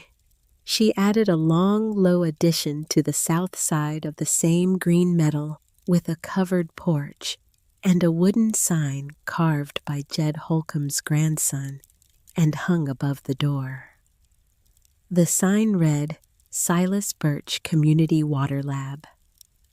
Below it was a smaller sign that read, Independent Groundwater Testing. No charge. No appointments necessary. She moved into the new addition. She had a kitchen now, and a small bathroom and a bedroom with a window that looked out across the meadow at the Absarokas. She kept the radio on the workbench. She kept her father's chair at his desk. She kept the cassette tape in a small cedar box in the top drawer. The work of the lab was steady. Ranchers came from across 3 counties. Marlowe did the testing herself in the mornings and entered the data in the afternoons. By the end of the first year, she had tested more than 600 wells. By the end of the second year, she had identified 2 more contamination plumes, both smaller than the kestrel plume, both addressable. She turned the data over to a young attorney in Bozeman who had been working with Hollister. Hollister retired 6 months after the trial concluded. He bought a small house on the Madison River, half an hour from the lab. He came up every Tuesday morning for coffee. He did not talk about the case. He talked about the river. He talked about a flat-bottomed boat he was thinking of building. He talked about his daughter, who lived in Portland, and who after 30 years of distance had begun calling him on Sundays. He died of a heart attack on a Tuesday morning, 4 years after he had first come up the road in his blue Subaru. He was on the porch of the lab when it happened. Marlowe was in the kitchen pouring coffee. She heard the cup hit the floor. She got to him fast. She held his hand until the ambulance came. He was conscious for most of it. The last thing he said to her in a voice that was barely there was, "I made it right, Marlowe. Tell your father I made it right." She buried him next to her father's empty plot in the Hollow Pine Cemetery. The whole town came. Jed Holcomb lived another 3 years. He died in his own bed, in his own house, on his own land, 81 years old, on a quiet morning in March. His grandchildren, all 4 of them grown now, and all of them healthy, were with him. Sheriff Malcolm Pryor retired the year after Hollister. He took a job as a part-time consultant with the FBI's Environmental Crimes Unit. He still came to the lab once a week in his civilian truck with a thermos of coffee to sit on the porch and watch the road. Sloan Coventry moved to a small town in southwestern Colorado with her daughter. Her husband did not come with her. She wrote a book. She did not name it after herself or after her case. She named it after a phrase her father had used in his cassette tape, a phrase Marlowe had given her permission to use, a phrase that became over the next decade a slogan for a small but stubborn movement in American environmental law. The book was called Be Strong, Be Smart, Be Brave. It was for 2 years on the New York Times bestseller list. Marlowe did not write a book. She gave one interview to a documentary filmmaker 3 years after the trial, and after that, she gave none. She did not want her father's name to belong to the country. She wanted it to belong to the meadow and the workbench and the rotary phone on the desk. Holden Ashwell served 7 years in a federal facility in West Virginia. He wrote her the first year 3 times. She did not read the letters. She filed them unopened in a folder at the back of a drawer, the way her father had filed everything, because she understood now that some things needed to be kept, even if they did not need to be read. He stopped writing in the 2nd year. She did not know what became of him after his release. She did not ask. She did not look. Garrick Thackeray died in a federal medical facility 11 years into his sentence of a heart condition that had not been disclosed at trial. Donovan Ackridge, who had been Pell, was still alive at the time of this telling. He was housed in a maximum security facility in Indiana. He had refused all interviews. He had, according to the chaplain of that facility, requested a Bible in the 1st year of his incarceration. He had not in the years since requested anything else. There is a photograph on the wall of the Silas Birch Community Water Lab just inside the front door. It was taken on the porch in the late summer of the 5th year of the lab's operation. In the photograph, Marlo Birch stands at the center holding a clipboard. She is 33 years old. Her hair is shorter than it was in Boulder. Her face is brown from working outdoors. She is laughing at something a person to her left has just said. On her left, also laughing, is Jed Holcomb, 80 years old, his hand resting on the shoulder of his oldest grandson.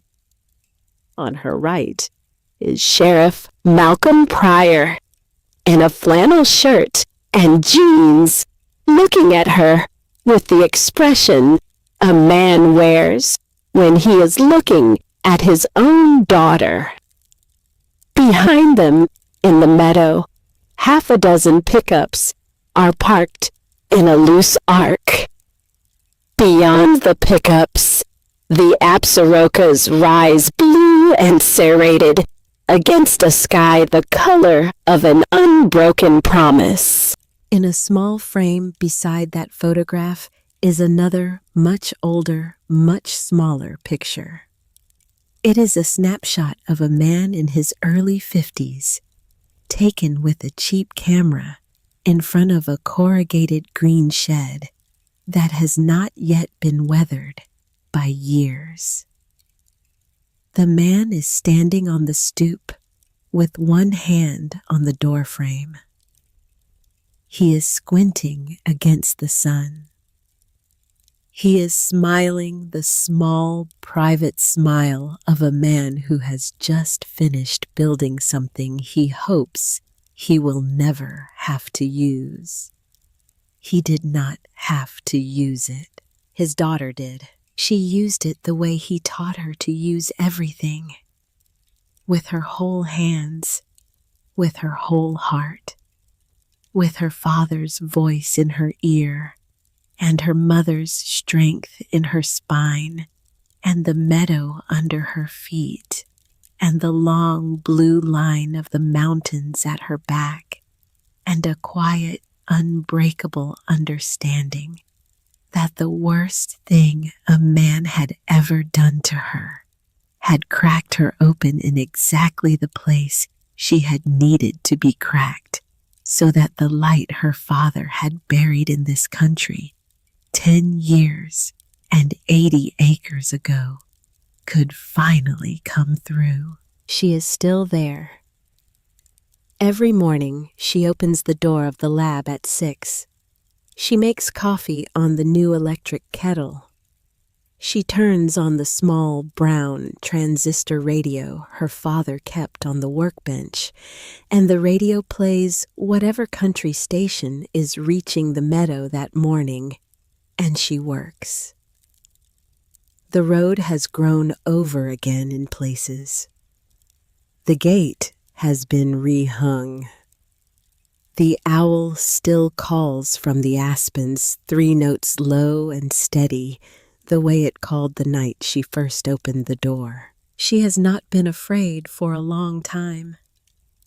She knows the difference now between a house and a home. She knows the difference between an inheritance you can sell and an inheritance you stand on.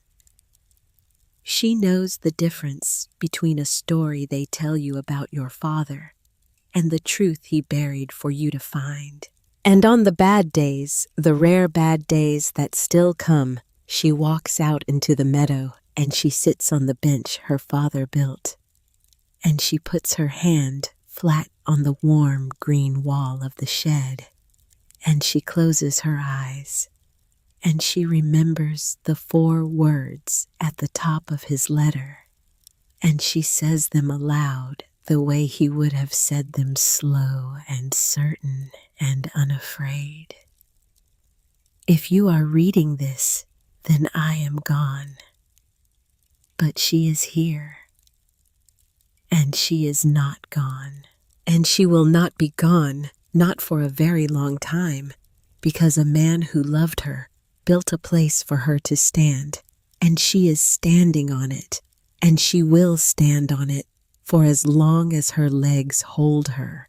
And after her legs no longer hold her, she will leave it standing for the next person who needs a place to stand, the way he left it, standing for her. That is the inheritance. That is the whole of it. That is what he gave her, and what she gave back, and what the meadow holds now in the long Montana light between the mountains and the creek and the slow turning of the sky.